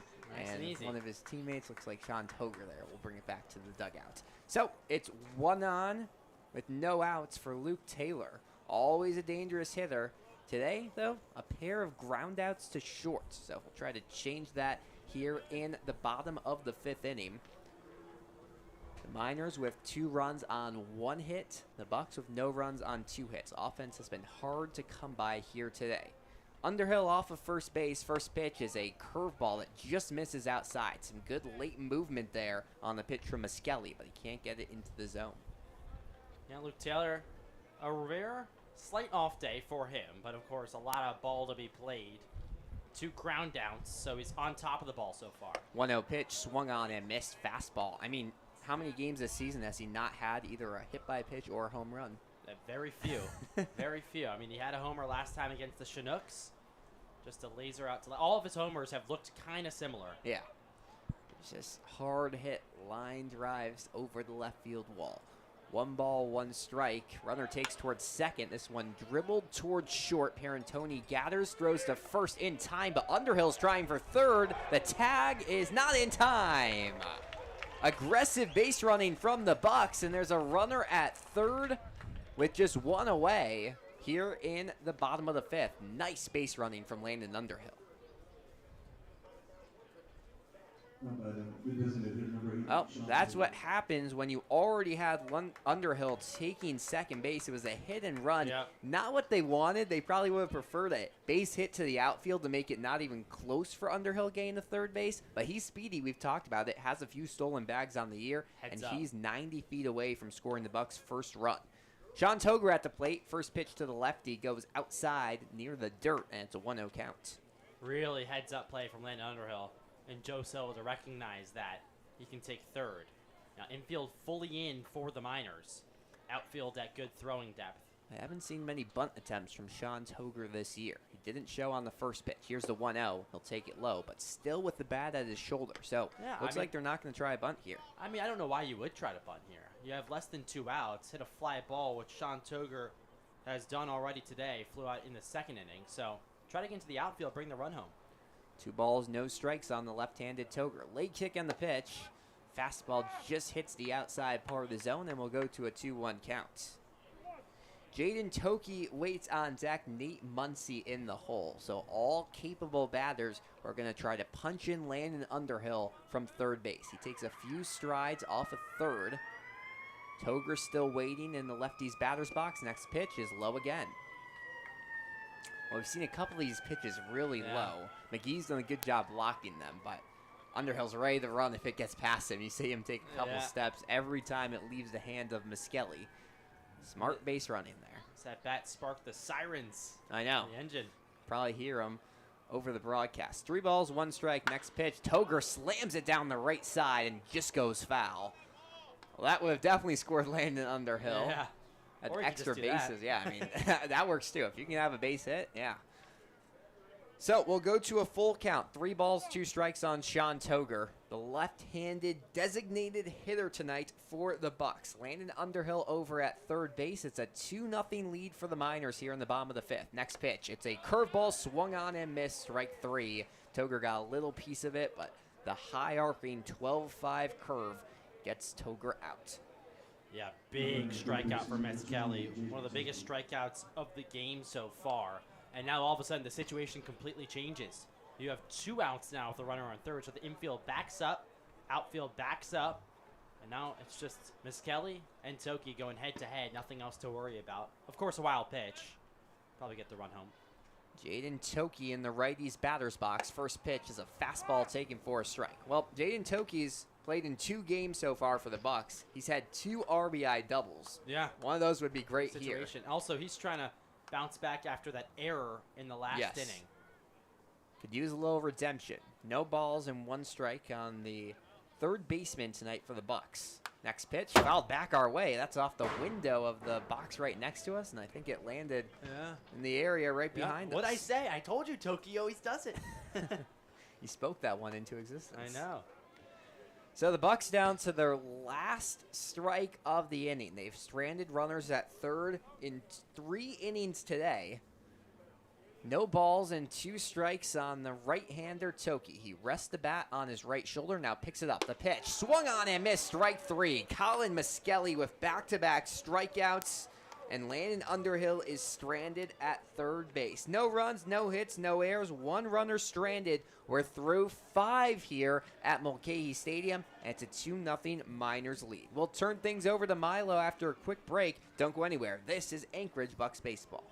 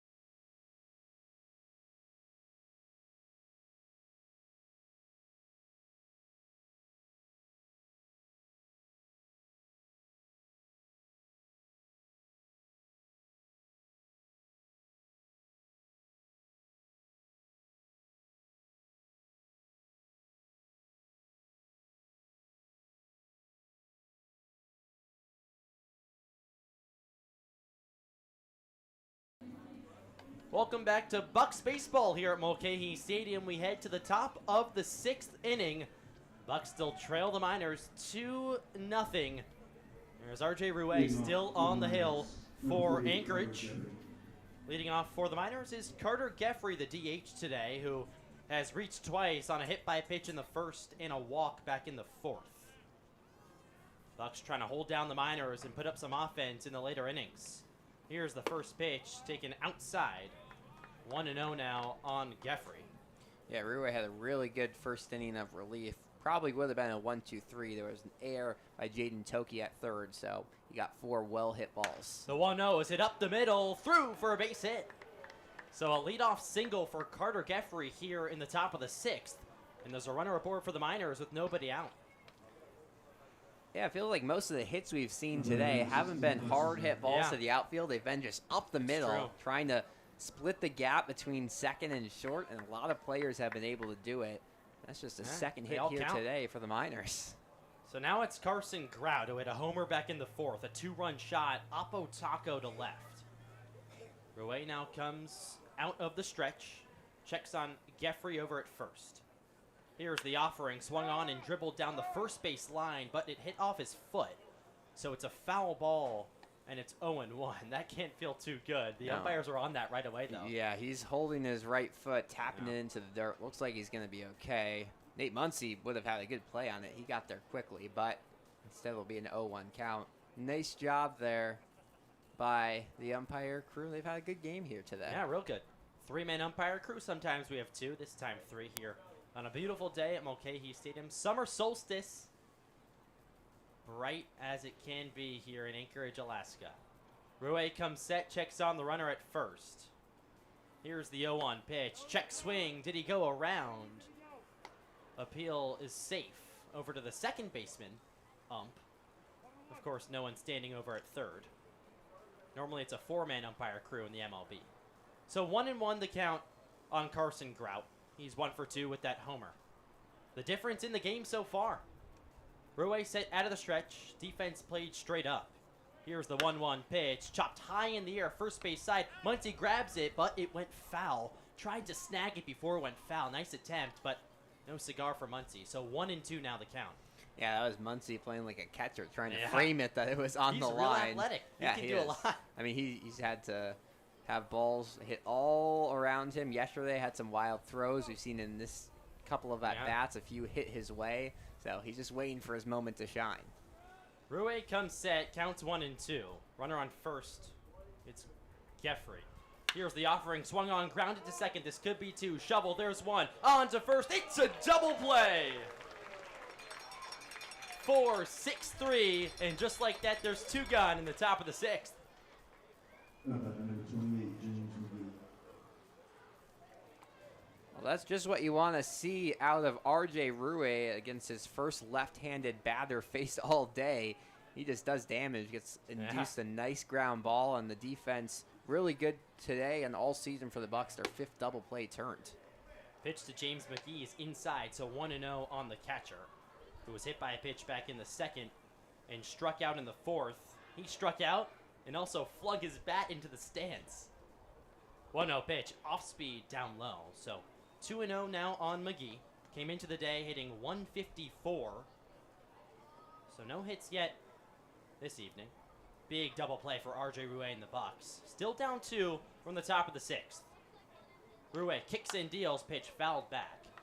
So it's 2-1 now. You don't see very many shifts here with the Bucs and really in the ABL as a whole. Two infielders on the left side of second, two on the right. Joey Narrett, the center fielder, played straight up. 2-1 in there for a strike. Yeah, I think the biggest shifts we've seen were last night by the high schoolers on Yeah, the it's Legion true. team, and it actually worked out really well. Oh, really well. They had, I believe Reyes was the name of their shortstop, and he had a great play because it was hit right up the middle. 2-2, here's the pitch upstairs. Off speed, had no break. So 3-2 now on James McGee. Yeah, we talked to Nate Muncy. He said he hit it well up the middle, but the defender was there. That would be a hit today. It would be. Payoff delivery. Here it is, swung on and drilled out to center field, but playable. Joey Narrett there, moves over a couple steps, and he makes the catch.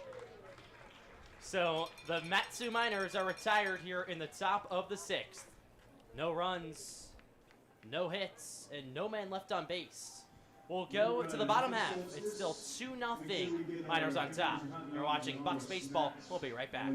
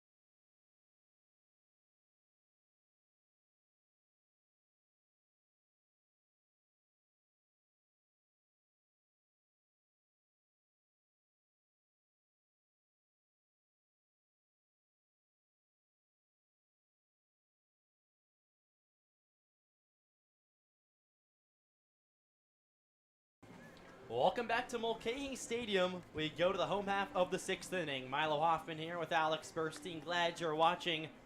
Here's the Anchorage Bucs try and improve to 7-1 in the regular season. New pitcher on the hill for the Miners. It's Cole Marthel-Joni. It'll be his 3rd appearance of the season, pitching to a 6 ERA with 5 strikeouts. Marthel-Joni was really hit around, though, when the Miners played the Kingsmen back on June 13th. Gave up 5 earned runs in just 2 innings. So that, of course, didn't count towards the regular season stats. First time he's pitching against the Bucs so far in 2025. Nate Muncy steps up to the dish for the Bucs. So far today, he's 1 for 1 with a walk. Singled back in the 2nd inning. Marthel-Joni set. Here's the pitch, swung on, tapped foul. And it's 0-1 on Muncy, who's been real involved today. Yeah, he's had a lot of plays in the field. I mean, he's also a single and a walk, so he's getting it done on both sides of the ball. And now he has that lefty-righty matchup. Yeah. We'll see if he can do something with it. 0-1's the count. Pitch outside. It was a fastball, so 1-1 now on Nate Muncy. So now there's been 5 lefty hitters, and the Bucs have a lefty pitcher on the mounds. Full lefty. I wouldn't be allowed to go play on the field if that's the case. Here's the 1-1 offering, hit on the ground towards first base. Carter Eberhard will take it himself, and there's 1 out here in the bottom of the 6th. Yeah, nice play there by Eberhard. Backhanded it to make the stop, and then it was just a race to first base, but he had a big head start. So rough out there for the Bucs, and we'll try to recover here. Still a lot of ball to be played. We're just in the bottom of the 6th. Bucs down 2-0. Just 2 hits on the day as well. Here's the pitch to Logan Yule, cut and a miss. So 0-1. That was an off-speed from Marthel-Joni. Last time Marthel-Joni pitched was yesterday. Pitched an inning against the River Chinooks, gave up 1 earned run in 1 inning. Counts 0-1 on Yule. Here's the pitch, fastball strike, and it's 0-2 on the right fielder for the Bucs. Yeah, it's interesting to see that a lot of these teams have been using players in back-to-back games because the Bucs almost never do it just because of the number of pitchers they have. It's unbelievable. Here's the 0-2, tapped foul, just stayed alive, did Logan Yule. You're right.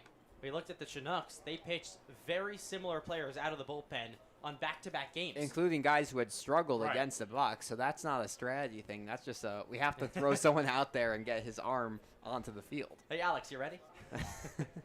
You're getting traded. 0-2. Here's the offering, swung on and topped towards second base. Funkhauser's there, has time and fires to first. So there's 2 quick outs here in the bottom of the 6th. Bucs quiet offensively today. 2nd game in a row the Bucs have been quiet offensively against the Miners. Just scored 2 runs last time they played Matsu over at Herman Brothers Field. And those 2 runs were just off Luke Taylor's 2-run shot. Yeah, well, Joe Silva said before the game that this Miners team just does the little things right, and that's what's working against this team. Now Grant Haas at the dish. He looks at a ball outside. So 1-0 on the shortstop. And the Bucs really want this win because you lose to the Miners, your lead's only half a game, and they play on Sunday. The Bucs don't. They could be tied in the standings come Monday. 1-0 pitch is sliced in the air right side. Elliott Medlock, the right fielder, over a couple steps, and he makes the grab. So 1-2-3 go the Anchorage Bucs. We'll go to the top of the 7th. Still 2-0. Miners on top. You're watching Anchorage Bucs baseball. We'll be right back.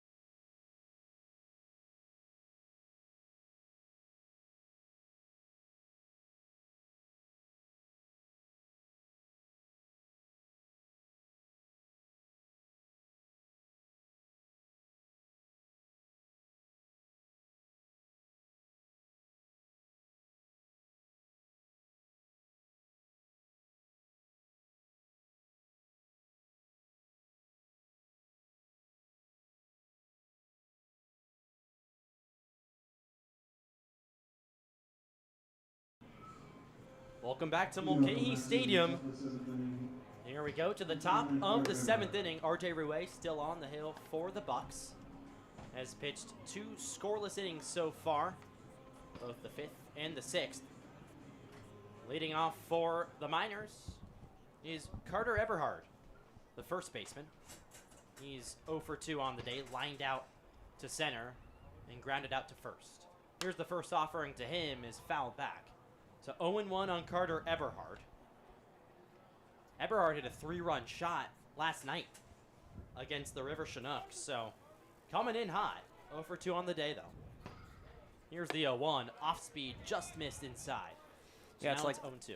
It's like the race now to see who can be second place to Luke Taylor, because Right. he has multiple. He has Exactly. 3 home runs. No one else has 2. See who gets there. The great race to catch Luke Taylor. Here's the 1-1 inside. Luke Taylor couldn't glove it, so it's 2-1 now on Carter Eberhard. We're on the top of the 7th inning. Miners on top 2-0 over the Bucs.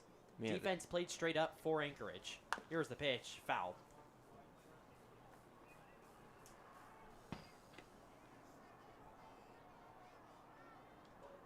Rouet, like we said, normally a starter, has started every time we've seen him pitch. Now out of the pen for the first time.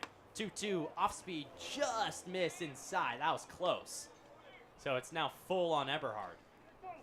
Yeah, but he's no stranger. Was mainly in the bullpen this year for Baylor. Didn't grab a start, so he knows how to do these type of situations. Payoff pitch is fouled right side, just in on the hands of Eberhard. So they'll do the payoff once again. Just 2 hits on the day for the Bucs. Only 2 hits for the Miners, but of course that big home run off of Carson Grout's bat. All you need is 1. Here's the payoff pitch. Swing and a miss. Got him on the off speed, way out in front of it. So the first out of the inning comes from a strikeout, and there's 1 gone here in the top of the 7th. I mean, I know we've seen RJ Rouet a lot this year, but I don't think his curveball has Oh. looked this good in any of the appearances. That is just eating them up today. I agree. First pitch to Lincoln Stevenson, the center fielder, is a ball outside. So 1-0 now on Stevenson. He flew out to right and grounded out to second so far, so 0 for 2. Here's the 1-0. That's hit pretty well out to right, but playable for Yule. He's there, and he makes the grab. So 2 quick outs for RJ Rouet here in the top of the 7th. He's really settled into his groove. Coming out of the pen sometimes it's a different rhythm. Like you said, he has experience doing that at the college level. Not so far with the Bucs this summer. Looks real good. It's been very efficient, just 36 pitches. Here's the offering cut and a miss from Greg Parentoni, the shortstop. 0-1. It's interesting. We usually see him go 2 innings in his starts, and he's Right. about to wrap up his 3rd inning of That's true. relief. Distance out of the pen. Here's the 0-1, almost hit him. That ball skirts away about 10 feet from Luke Taylor. So it's 1-1 now on Stevenson. Oh, sorry, Parentoni. Parentoni reached on an error back in the 5th. Off speed, pours in for a strike. 1-2. It's working every single Yeah. time. I mean, he kind of makes you forget about it by throwing 2 or Right. 3 pitches that aren't, and then just up, here it comes. Here's the 1-2, swung on, lined up the middle, base hit. So Parentoni reaches on a single to center, and there's 1 aboard for the Miners here in the top of the 7th. Still 2 outs though. Luke Wilson will now dig up to the plate, the left fielder, who's had himself a pretty busy day in the outfield. A couple flyouts, almost made a real nice one as he jammed into the fence near the Anchorage Bucs bullpen out there and left. He's 0 for 2 with a strikeout and a ground out. Parentoni off first. Here's the pitch. Outside on the heat, and it's 1-0. Well, we mentioned it, but hits up the middle have been the recipe for success here today. Geffrey did it last day in the 6th, and now Parentoni does it. So Yeah. that's what your goal should be right now. 1-0 inside. That was a breaking ball, so 2-0 now. Parentoni, of course, a steal threat. Stole his last time up. So made it all the way to 3rd, actually. Was stranded there. 2-0's the count, 2 outs here in the top of the 7th. Parentoni off first, Rouet set. Long pause. Here's the offering inside. So quickly 3-0 now on Luke Wilson. This is not someone you want to walk. The 9-hitter who came into the day hitting 200. He's 0 for 2. I will say Luke Wilson hard to strike out, only 2 strikeouts on the season. Here's the 3-0 pitch, bounced up there. So a 4-pitch walk to Luke Wilson. And the Miners are putting together a little bit of a 2-out rally here. And the top of the lineup coming up in Cole Funkhauser. Yeah, we're going to see a mound visit here from Izzy Fuentes, and looks like the whole infield might come in to talk with Rue. But, you know, just after a 4-pitch walk, you want to calm down your pitcher. You have 2 outs, so you still have a lot of room to work with. You just need to get 1 ground ball, 1 strikeout, 1 fly ball, something of that sorts. But, you know, those 4-pitch walks can really get into your head because especially it just with 2 feels like outs. nothing's working. So, Yeah. I mean, you love to see him return to – they've been kind of hitting this fastball. Hasn't had as much success with it, but if you can blow 1 or 2 fastballs past them and then get it to that 2-strike count with a looping curveball, that's how Rue can get out of this. Well, he's been going to the get-me-over curveball a whole bunch, meaning first or second pitch curveball where the hitter's not necessarily expecting it. See if he goes there to Cole Funkhauser. Funkhauser 0 for 3 on the day. A couple flyouts and a ground out. So 2 outs here in the top of the 7th. Runners on first and second. It's Wilson at first, Paratoni at second. A lot of speed. Here's the pitch. He shows bunt, pulls back on the strike. So 0-1 now on Wilson. Big moment in this game. RJ Rue needs to work out of it. Induced a 4-6-3 double play in the 6th to get out of a mini jam. Doesn't need the DP here. Here's the 0-1. Outside, just barely missed. So 1-1 now on Funkhauser. Well, after he showed bunt on the first pitch, I was going to say, wow, he really trusts his speed, but holds his bat back there. I imagine it'll be swings away here, but you never know. Here's the 1-1 on the way. Check swing, he didn't go. It was a ball down low. So it's 2-1 now on Wilson. Wilson coming off a good night, went 2 for 4 last night against the Chinooks. Came in hitting .250 on the day. 0 for 3 though tonight. Runners on first and second for the Miners. They take their leads. Here's the 2-1 outside. So 3-1 on Luke Wilson with Elliot Medlock on deck in the heart of the Miner lineup.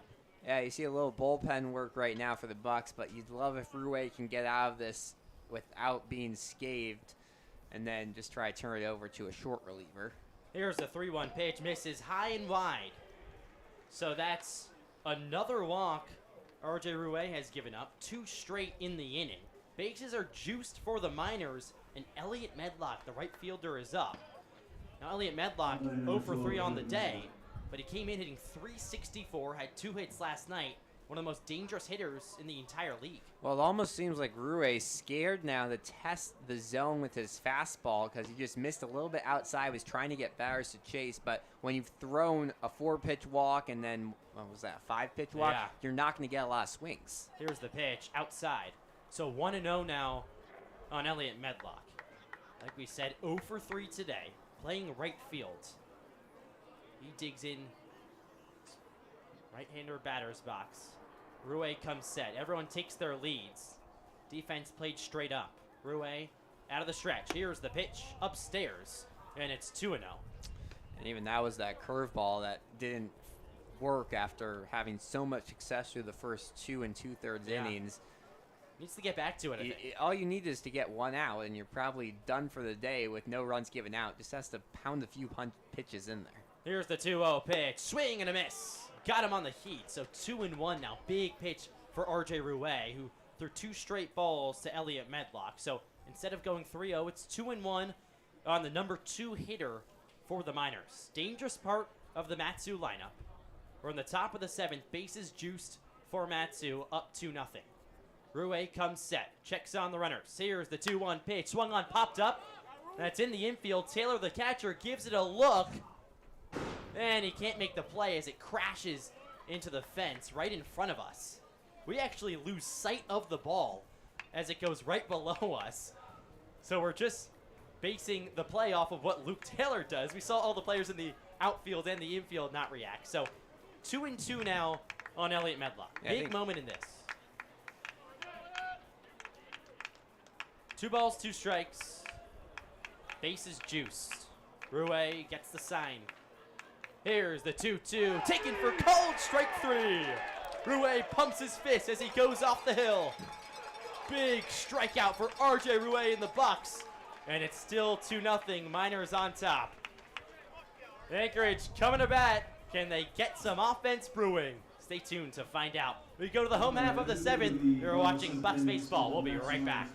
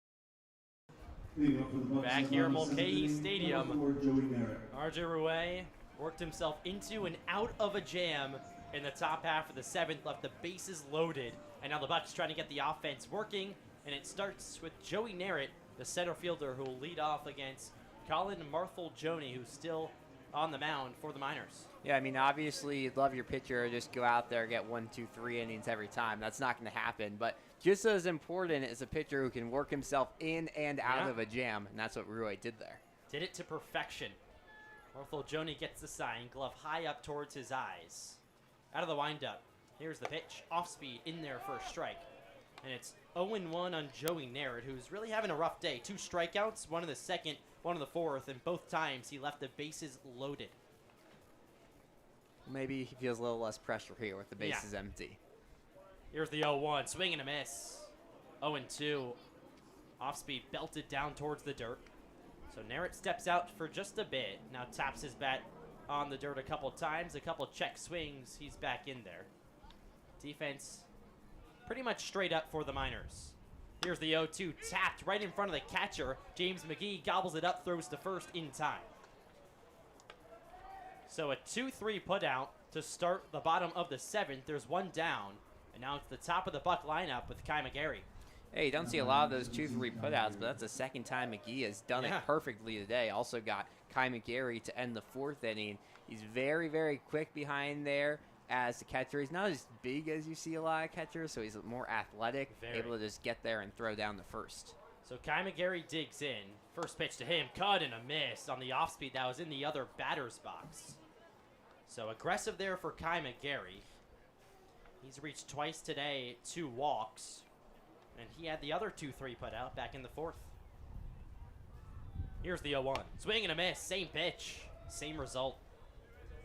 It seems like he's just set on swinging at these. But you want to test, especially these relief pitchers who in the league so far have had some control issues. Watch 1 or 2 of the first pitches go by and see what you're working with. Here's the pitch, high and in on the off speed again. Missed the zone there from Marthel-Joni. So 1-2 on McGarry. Both times he's been on the base paths, he stole. So very aggressive at the plate right now, and while he's running, see if he can work his way on. 1-2's the count. Marthel-Joni kicks and deals inside, just missed. Ooh. So 2-2 counts even on Kai McGarry. Yeah, after the first 2 swings that were the opposite of non-risky takes, he takes 2 very risky takes there, and it pays off. So good eye. Yeah. Close take, good eye. 2-2. Here's the offering, tapped foul. It actually hit McGarry's hand as it bounced up from the dirt. So he takes a couple steps out of the box. Now back in. Well, I think that hit his bat. I think he'd be in more pain if that hit off his hand. I think it hit the dirt and then his hand. Oh, so okay. It looked bat, like, dirt, hand. Clearly no pain. Yeah. 1 out here in the bottom of the 7th. 2-2 on McGarry. Marthel-Joni long pause.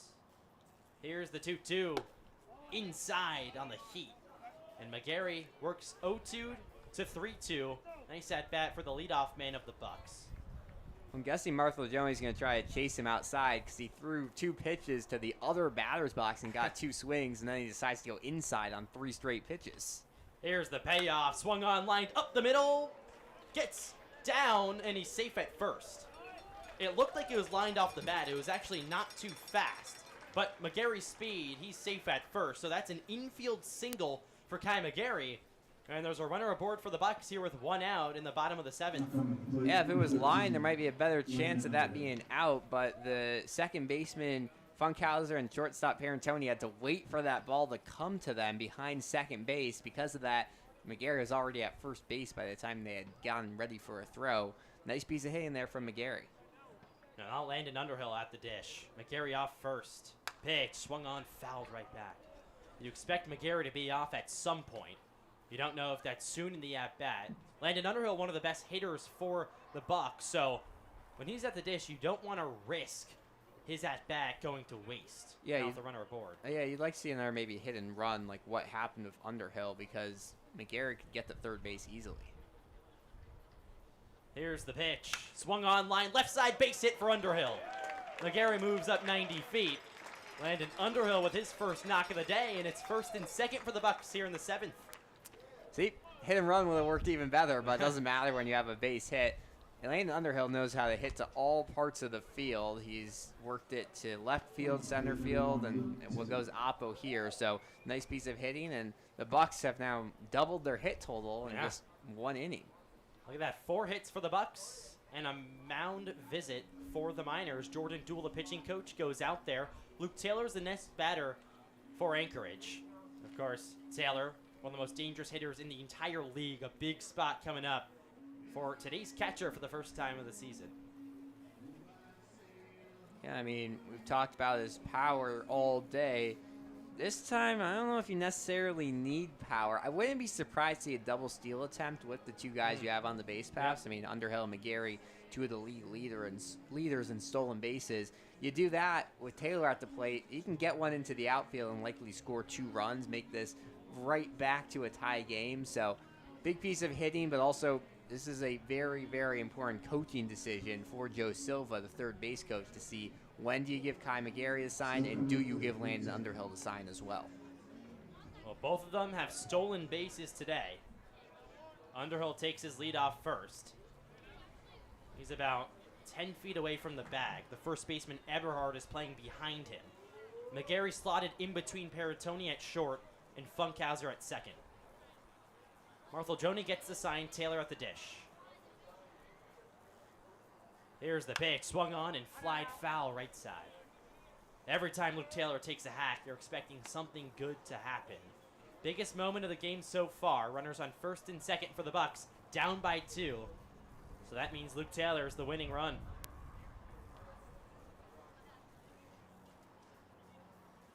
Runners take their leads. Marthel-Jones comes set, gets the sign. 0-1's the count. Here's the offering. Check swing. He went around fully. And it's 0-2 on Taylor. Almost like a half swing there, just waved and missed. Yeah, he's not a guy you usually see with non-confident swings. Yeah. He's usually putting all of it into, and especially when he's already had a couple ground outs today, you want to see him fully commit to a ball if he's going to swing at it. 3 ground outs on the day, all 3 to shortstop. So Luke Taylor 0 for 3. Big opportunity. Runners on first and second. Counts 0-2. Marthel-Jones pitch outside. And it's 1-2 on Taylor. Checks on his cleats. Adjusts some things. Has armor on his left elbow. Also has armor on his left shin. He digs back in. Counts 1-2 on the catcher. 2-0 Miners on top. McGarry off second. Underhill off first.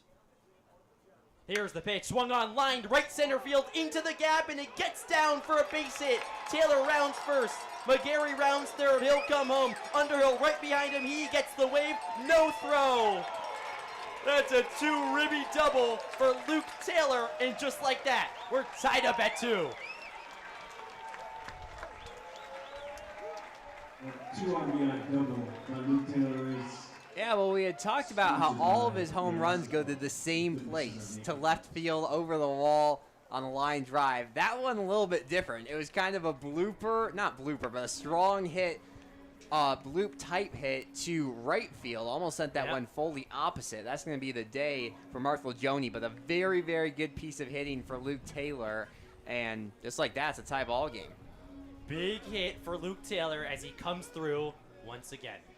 2-2 the score. Bucs tied it up. A pitching change for the Miners, and we'll take a quick break here at Mulcahy Stadium. We'll be right back. It's Bucs baseball. Don't go anywhere.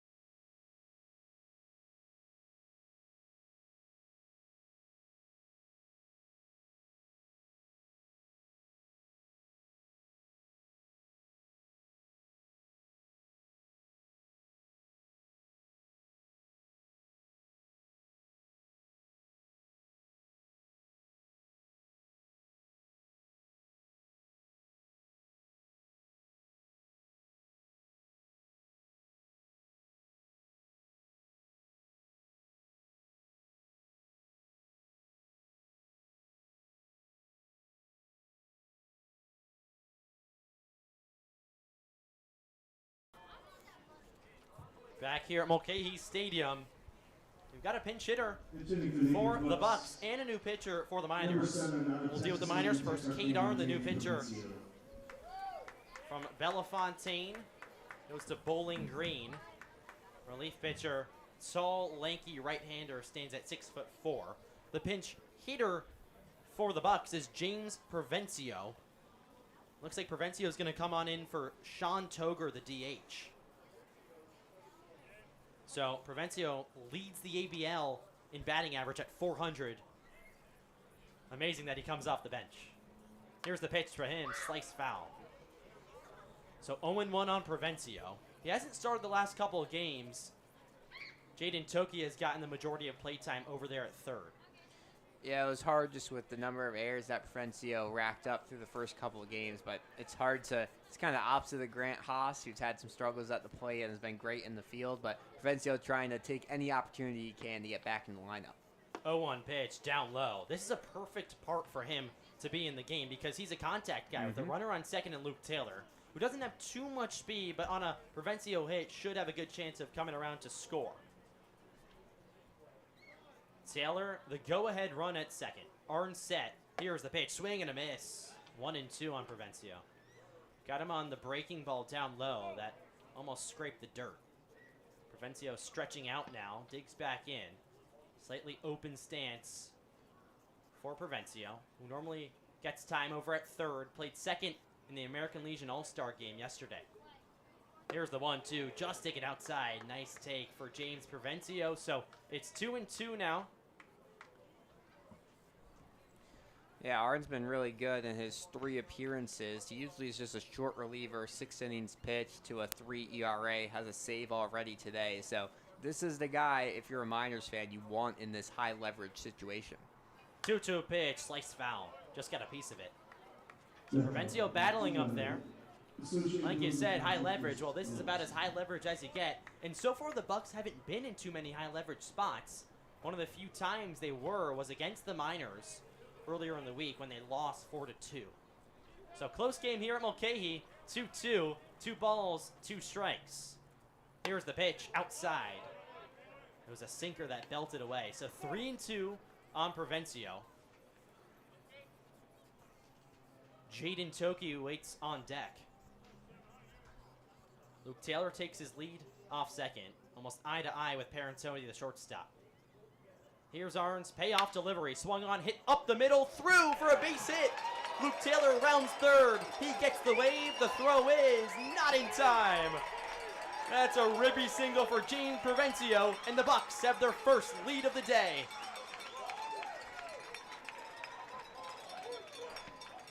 Yeah, you mentioned it. Provencio is a contact guy. That's just a routine ground ball up the middle. It's a hard one to play as a second baseman who's going against a lefty because he's standing closer to the first base bag. That's a ball hit close to second base, just gets in and through. Pitch to Toki outside. Funkhauser gave it all he had. Yep. He dove out, fully laid out on the dirt, but it just got by him. And that's what Provencio can do, like you said, a contact guy through and through. Check back to first. Provencio's in sliding. Well, that run will be marked to Marthel Joni, who ends up giving up 3 earned runs and 3 hits in just an inning and a third. Now it's all Arns damage. 1-0, a wave and a miss from Toki. So 1-1 now on Jaden Toki. So far today, he's 0 for 3 with 2 strikeouts and a flyout to right field. Provencio takes his lead. Arns set. Here's the 1-1 offering in there for a strike, and it's 1-2.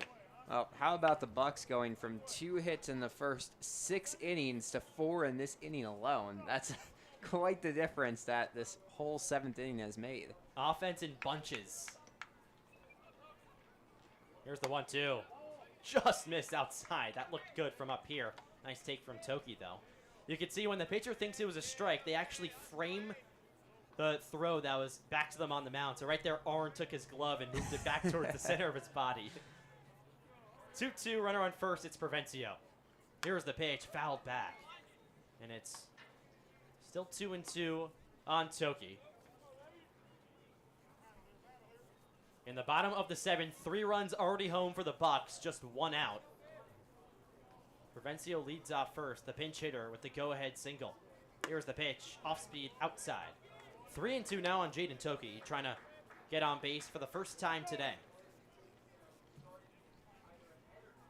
Defense played straight up. Left fielder Luke Wilson's playing real deep, about 15 feet in front of the track. Here's the payoff delivery, grounded third base side, just foul. Provencio was off with the full count.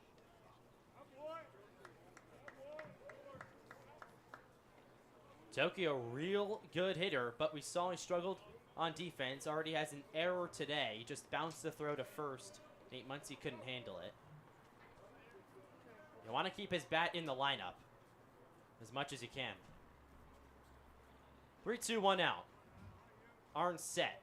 Pitch swung on and blooped up the middle. Caught by Funkhauser, the second baseman. He dropped it, and the call is out at second. Oh. So a nice heads-up play from Cole Funkhauser. The umpire was all over that one. And everyone's smiling. Yeah. Funkhauser tried to go with the deke, let the ball bounce and try for the double play, but the umpire said, no, that's not happening here. You see MLB players do that, college players. It's a heads-up play, but that one was just a looper, kind of a humpback liner. Pitch to Muncy's outside.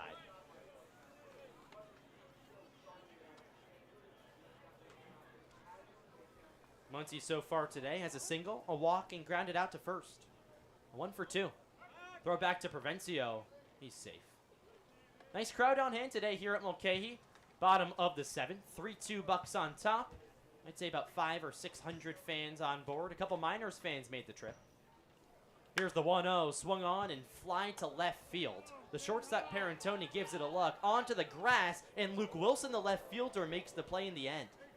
Almost rammed into each other in shallow left field, but eventually the catch was made. But the Bucs get 3 runs here in the bottom of the 7th, and now they have the lead going to the 8th. We're watching Bucs baseball. We'll be right back here at Mulcahy Stadium.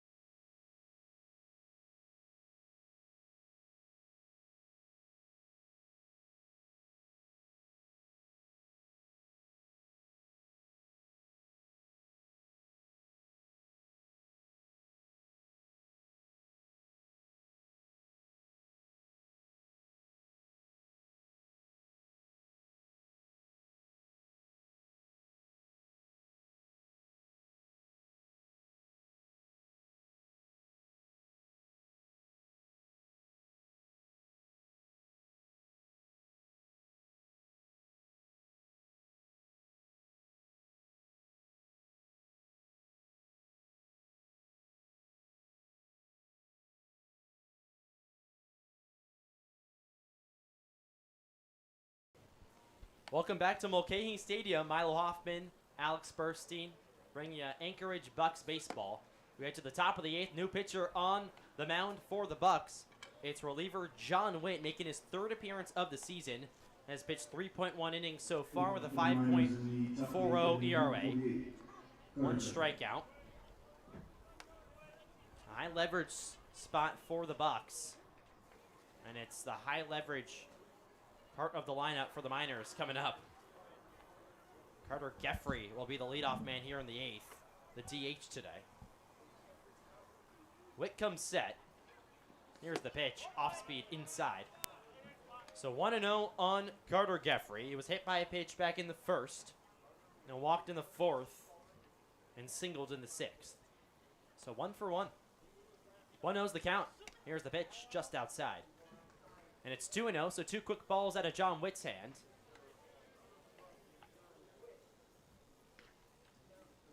John Witt out of Paradise Valley Community College, comes from Phoenix, Arizona. He's set. 2-0, cut on and fouled right back. So 2-1 now on Carter Geffrey. Came in hitting .350. Also has 5 walks on the season. Make that 6 after his walk today. He digs back in with his black bat. Victus waves it around. Witt set. Here's the 2-1 offering. Off speed, skied high in the infield. Nate Muncy, the first baseman, gives it a look. So does Luke Taylor, and Muncy makes the grab on the dirt in front of the Miner dugout. Way to track that all the way for Nate Muncy. So 1 quick out here in the top of the 8th. Yeah, Muncy's had so many balls today where he's been running. They've just gone foul. They've just been out of reach. So good to see him get one in foul territory, and good job by the Bucs on defense. They had everyone hounding that way, and they get it on the nice out. 3 players were there. John Witt, catcher Luke Taylor, and Nate Muncy. Here's the pitch to Carson Grout down low. Grout homered in the 4th, went opposite field. It's the only offense of the day so far for the Miners. Other than that homer, they just have 2 more hits. Witt set. Here's the pitch, swung on and skied in the air towards left field. McGarry looking at it, at the wall, and he jumps, makes the catch! Right at the wall, Kai McGarry leaped, and he made the grab. I'm not sure if that was a robbery of a home run, but nevertheless, it's the 2nd out of the inning. Yeah, I'm not sure if anyone knew what was happening except Kai McGarry. You could see he looked confident on the warning track. He timed up that jump perfectly, and that is a very, very nice play by the left fielder. Yeah. Might have saved a run. Pitch is outside to James McGee. Yeah, McGarry was calm and cool the whole time. That would have been the 2nd opposite field homer for Carson Grout. So seriously, he has power going the other way. Like, this is a thing now for Carson Grout. Well, no, in their first strike. Well, it helps that McGarry had a lot of time to get over there because he was just waiting there. He could really size up where the ball's coming down and time that jump. It helps with the speed, and also it was just a moonshot. That one was hit high in the air. Wind blowing from right to left. 1-1 pitch, grounded up the middle, and it gets by the shortstop Haas for a base hit. So that's James McGee with a 2-out single for the Miners. And just like that, they have a runner on first now. So that's the tying run over there, and it's Carter Eberhard, the first baseman, up.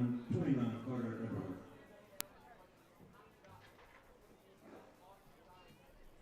Witt toes the slab once again. Now work out of the stretch. 2 outs in the top of the 8th. 3-2, Bucs on top. Checks on the runner.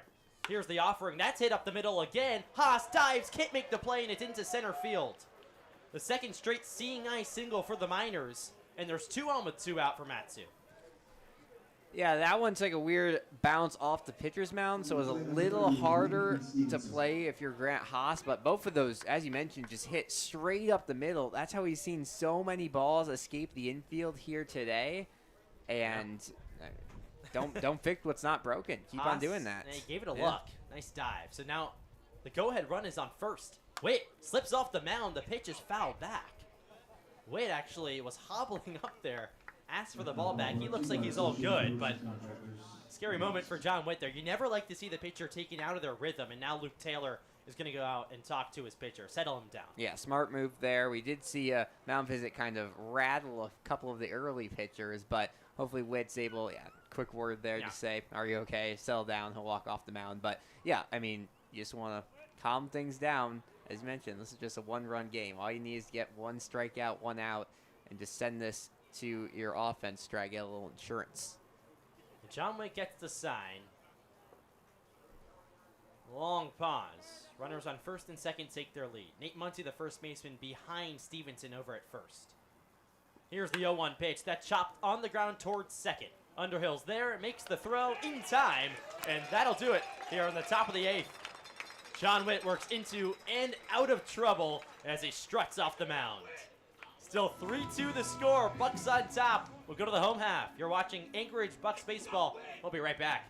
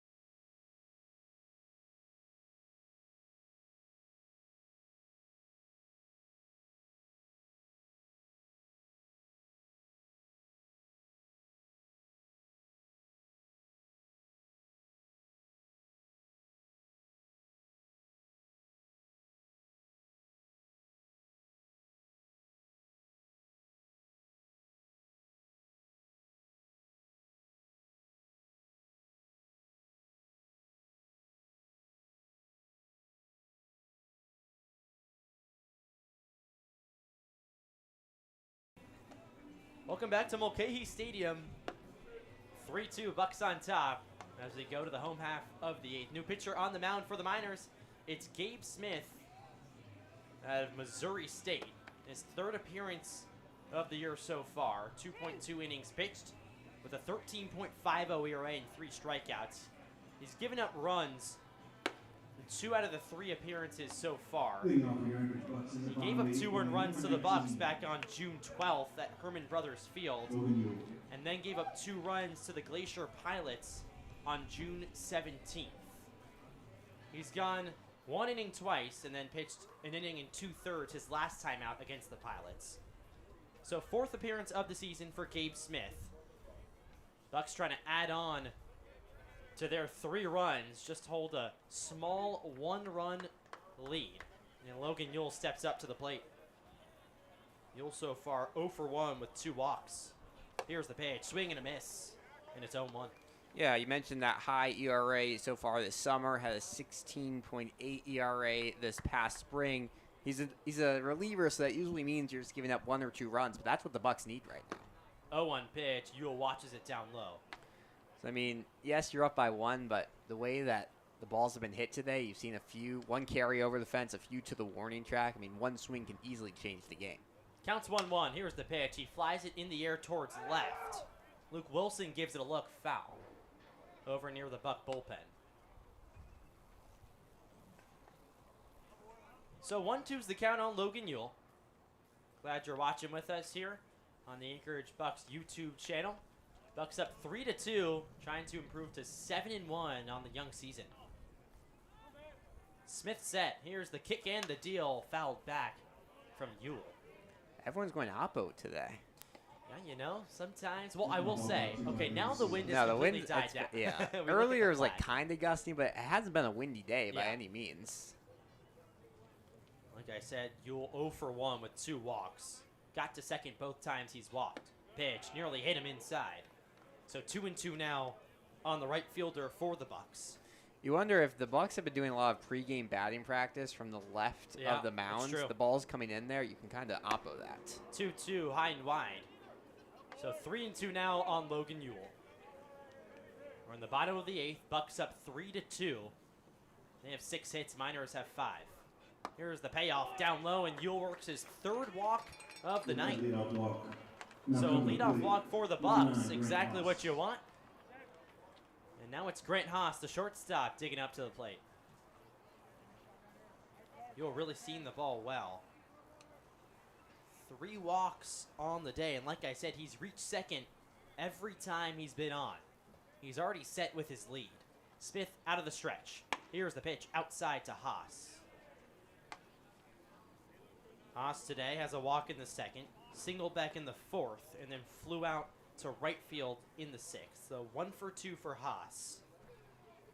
Amongst the leaders in RBI of the ABL. There's the 1-0. Bounced up there, and that's an easy bag for Logan Ewell. He rounds second. He'll hold on. So a wild pitch advances Ewell to second, and now a runner in scoring position for the Bucs with nobody out. Yeah, that's the last thing you want to do if you're Smith on the mound, because you have a runner at first. You can maybe get a double play ball out of Haas. Now that's taken out of the equation. You have a runner in scoring position. We mentioned the Bucs really only need 1 or 2 runs to make this a comfortable lead with how low scoring today has been. So that's a huge pitch. 2-0. Here's the offering outside. 3-0 on now on Grant Haas. Defense played straight away for the Miners. Even distance for the outfielders. Perhaps a throw to third if Ewell decides to tag up on a fly ball. Counts 3-0. Here's the pitch. In there for a strike. 3-1. Binge and see if John Witt comes out for a 9th inning of work. He looked pretty solid in the 8th, and I mean, if you can get this game done with only 3 arms, that'd be huge for the Bucs, because that's not been what's happening this year. You've had a lot of 4 or 5 pitcher games. 3-1's the count on Haas. Here's the offering. In there for a strike once again. Fastball right down Broadway. So 3-2 now on Grant Haas. 2nd straight full count for Gabe Smith as the pitcher. Out of Missouri State. His 4th appearance of the year for the Miners. Big pitch in this one. Ewell leads off second. Here's the payoff delivery. Just missed outside. That's a walk for Grant Haas. The Bucs have 1st and 2nd now with nobody out here in the 8th. Yeah, it's the 2nd time that Smith has tried to chase to the right side of the plate here on a 3-2. It was inside to the lefty Ewell, outside to Haas, but just misses by a very small margin both times. This easily could be 2 outs, bases empty. So now it's Joey Narrett up. He's 0 for 3 with 2 strikeouts and a ground out. Haas off first, Ewell off second. A lot of speed on the base paths for the Bucs. And at the plate, Narrett has tons of speed. Here's the pitch to him, fouled right back. 0-1 now on Narrett. Ball bounces from the screen behind us out to the field of play, retrieved by a Miners player. Carson Grount playing about 10 feet from the foul line over at third. Carter Eberhard stands behind Grant Haas at first, not holding anybody on. Ewell right in front of the shortstop, Peritoni. Here's the pitch, off speed outside. So now it's 1-1 on Joey Narrett, who'd love to come up with a hit today.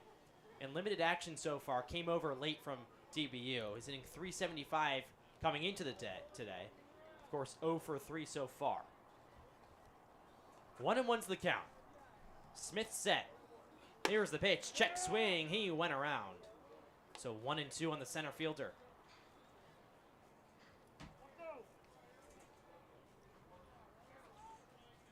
Smith, long pause, dangles his right arm out in front of him. Gets the sign from James McGee, the catcher. Both runners take their leads. Here's the 1-2, just narrowly missed outside. So 2-2 now on Joey Narrett. Right on left matchup. Yeah, I mean, these have not been far off strikes here from Smith. It's just, you got to find a rhythm, and he hasn't had it yet. Yeah. He's gotten just 2 strikes into every single one of these at-bats. He has not been able to string together a strikeout. 2-2, missed outside. So the 3rd straight full count for Gabe Smith. He's only pitched full count so far in his appearance. Has struggled a little bit early on in the season, giving up 2 runs in 2 of his 3 outings so far. One of them to the Bucs. Puts his glove into his glove. Here's the payoff pitch. Swing and a miss. He got Joey Narrett on the high cheese. The first out of the inning for the Miners. Big strikeout for Smith. And just like that, Tyler LeBrun is going to take the ball from Smith fairly quickly. We'll make a call to the pen. Here with 1 out in the bottom of the 8th. We'll take a quick break up here as well. It's 3-2, Bucs on top with the runners on first and second and 1 out. Don't go anywhere. It's Bucs baseball. We'll be right back.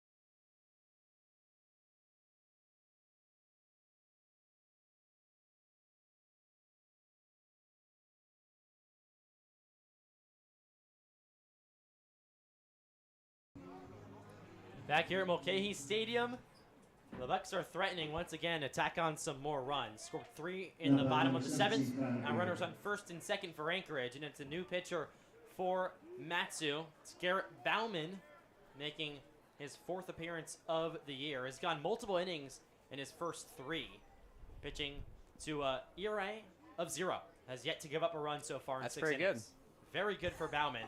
High leverage here for the Miners. Kai McGarry digs into the box. Runners on first and second. Bauman set. Here's the pitch. Down low. Just missed.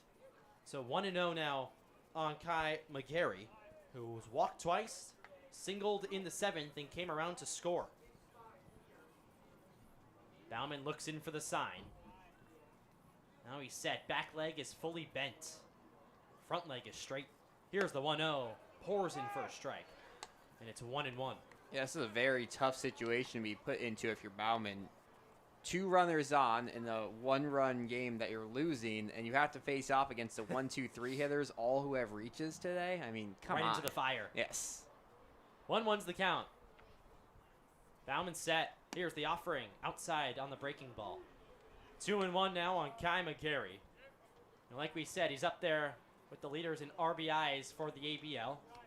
Had 4 last game against the Chinooks. One of them, the last at-bat of the game, his walk that sent the outing into a run rule for the Bucs win. Their 6th win of the season. Trying to go for 7 here tonight. 2-1's the count. Runners on first and second for Anchorage. They both go. Pitch foul back. Yule and Haas were both on their respective stolen bases by the time that ball was pretty much hit foul. So a lot of speed out there. Yeah, I mean, I like that decision. We talked about earlier. We thought they were going to double steal, and they didn't. But, I mean, this is another tandem of fast guys on the base path. So, you know, try to get 2 runners in scoring position. And if McGarry can get somebody in the field, you can score 2 runs easily. 2-2's the count. 2 runners on.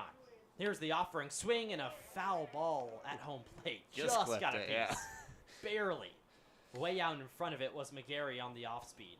So just nipped it to stay alive.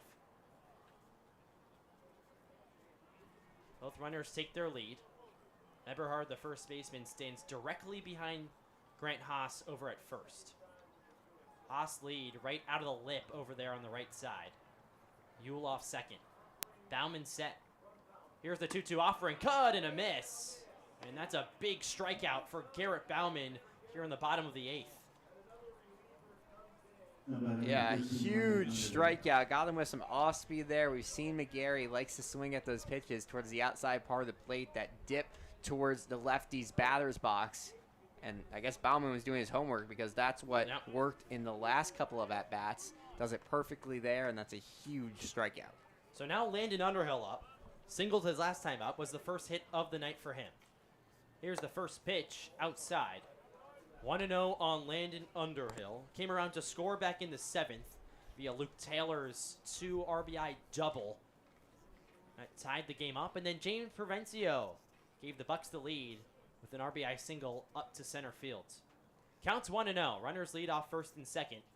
Bauman peers in, checks on the runners. Pitch way outside. The catcher, McGee, lost it for a sec. Now he has it back in control.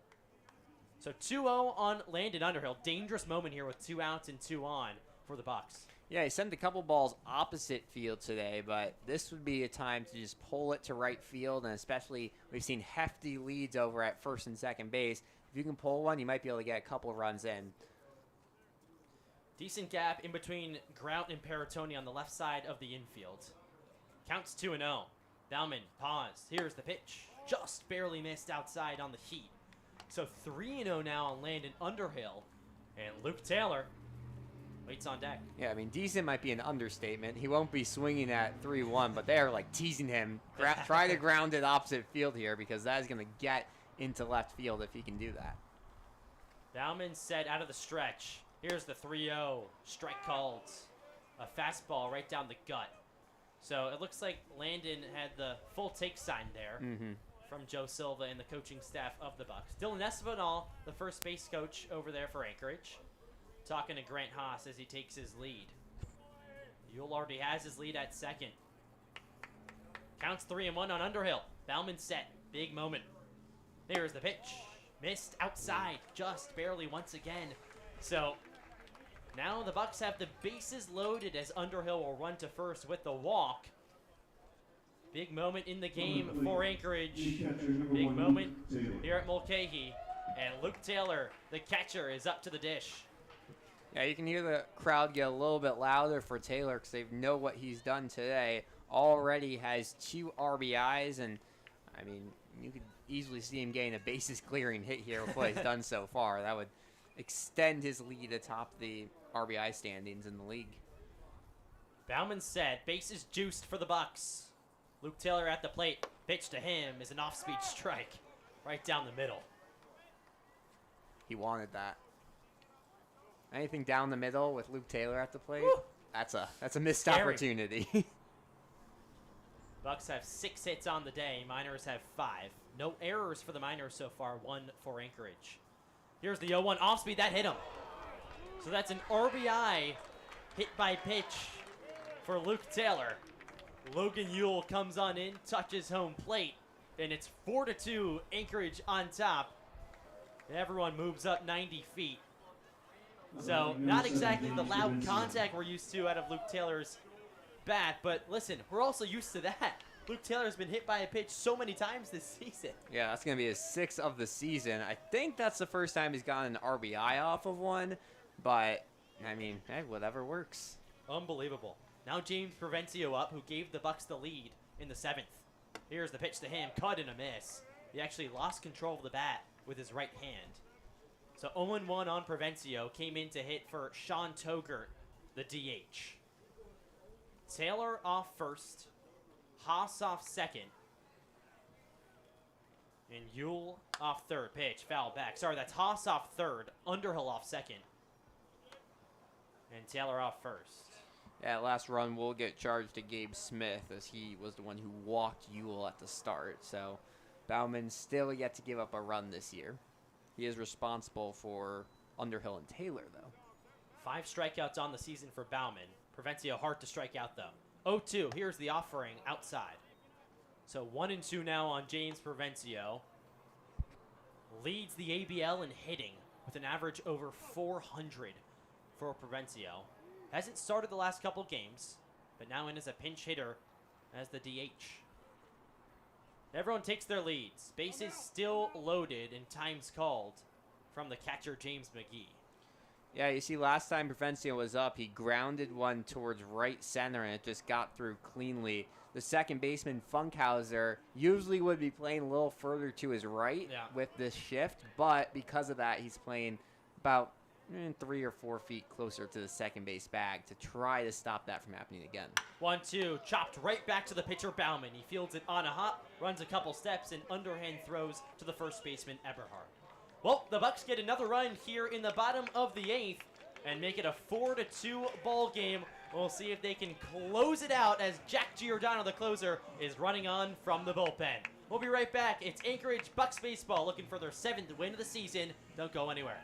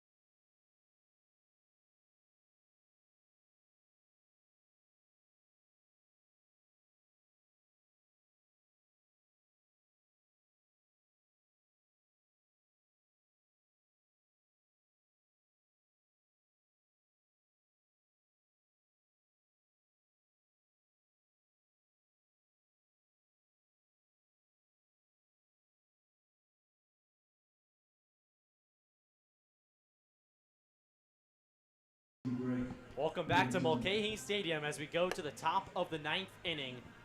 Pitchers Jack Giordano for the Bucs, the closer, who's coming on trying to make his 2nd save of the season. Saved his last game out against the Chinooks over at Lee Jordan Field. That was on June 17th, so 3 days ago. Taylor will go out, talk to his pitcher, make sure everything's okay. Defense still the same for the Bucs.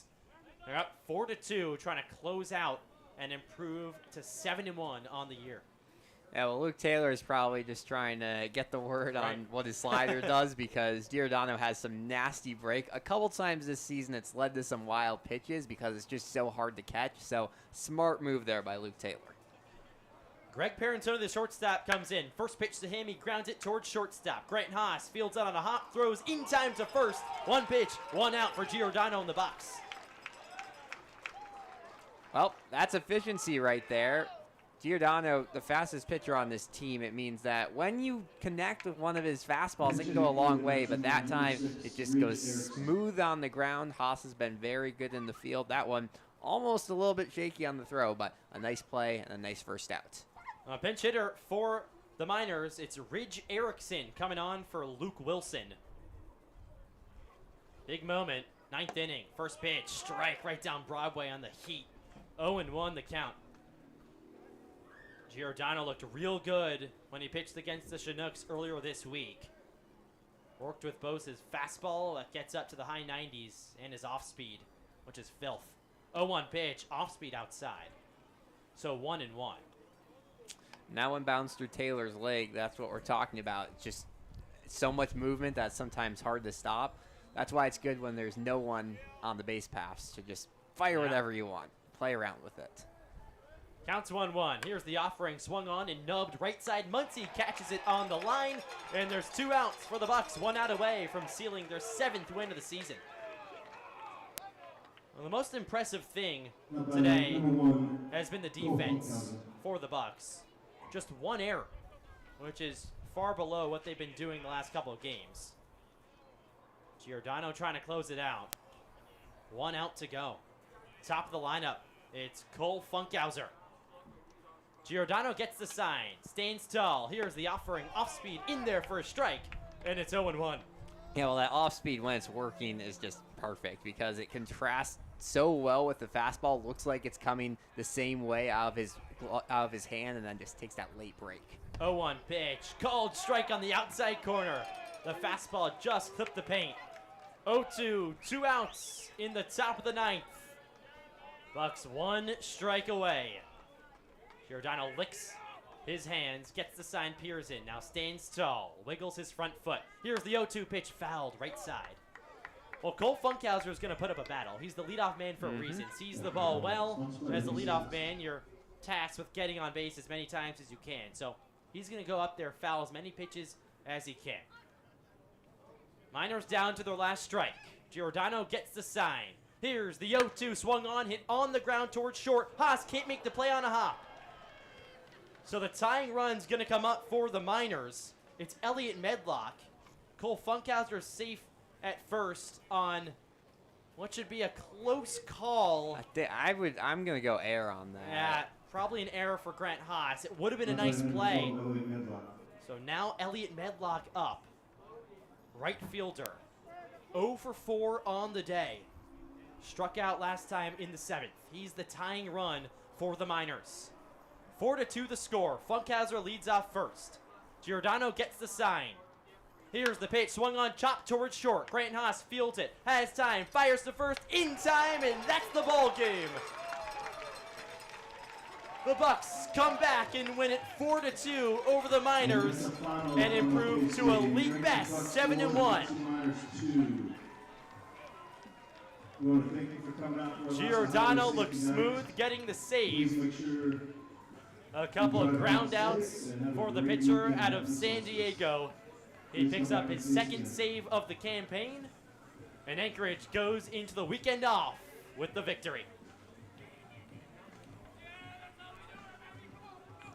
Yeah, nice play by Grant Haas to close things out and call that a little bit of redemption after his first air of the season just a couple minutes ago. But a very, very impressive pitching performance. Jamie Robertson went 4 innings strong, and then the bullpen, R.J. Rue, John Witt, and Jack Giordano there going very, very excellent. No runs given up in 5 innings of relief. So a really well put together game for the Bucs. This is one of the first games where the hitting, pitching, and defense all came along. I know we'll say only 4 runs, which is low compared to the usual output. But, I mean, you had the big hits from Luke Taylor. It all came together. Very complete game for the Bucs. The first somewhat comeback win of the season as the Bucs scored their runs in the later part of the game. We'll take a quick break here up at the broadcast booth of Mulcahy Stadium, but we'll be right back with the game totals of tonight's matchup. Bucs win 4-2. We'll be right back.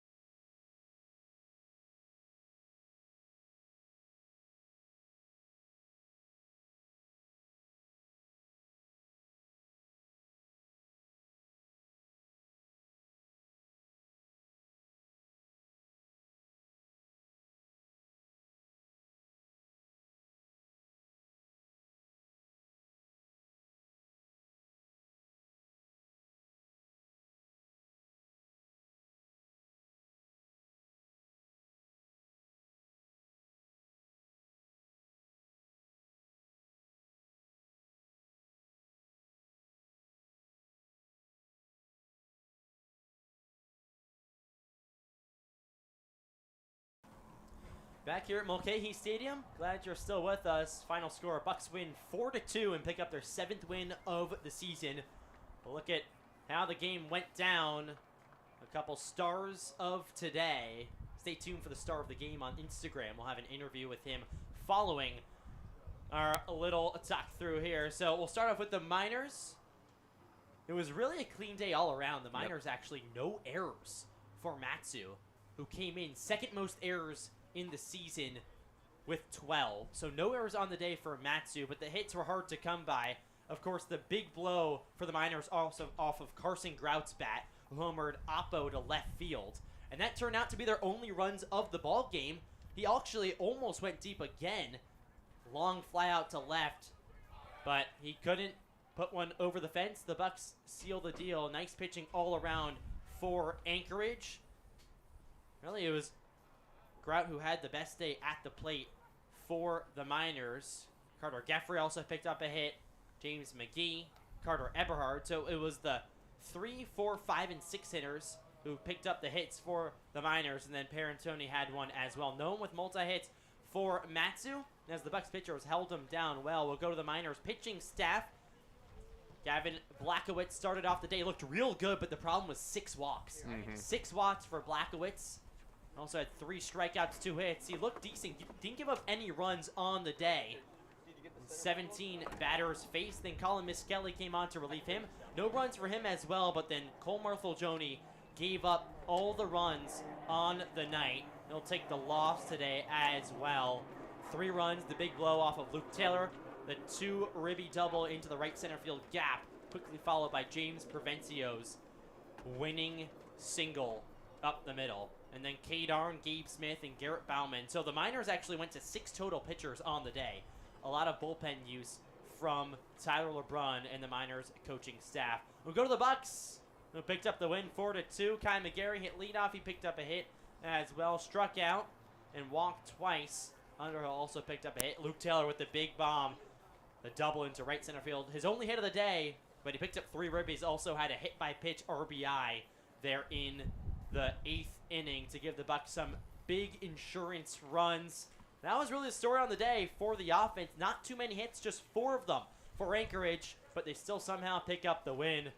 The pitching did really well. Started off with Jamie Robertson, pitched 4 innings, gave up a 2-run shot to left, but still settled down for solid innings. Had just 1 strikeout, 1 walk.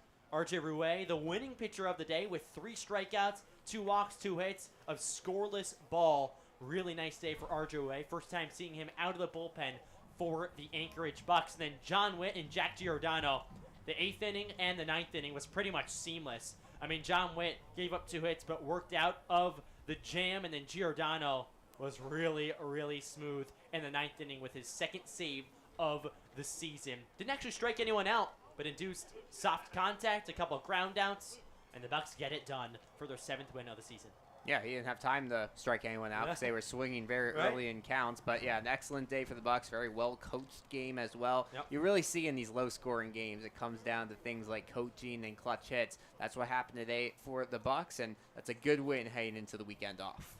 Once again, the final score, 4-2. Bucs win it here at Mulcahy Stadium. They'll see the Miners next time on Monday. The Bucs have the weekend off. A couple players with fishing plans. We have fishing plans up here. Going to take in the great nature that Alaska has to offer. But that'll just about do it here from Mulcahy Stadium. For Alex Burstein, I'm Milo Hoffman saying so long. We hope you enjoy your night and the weekend, folks.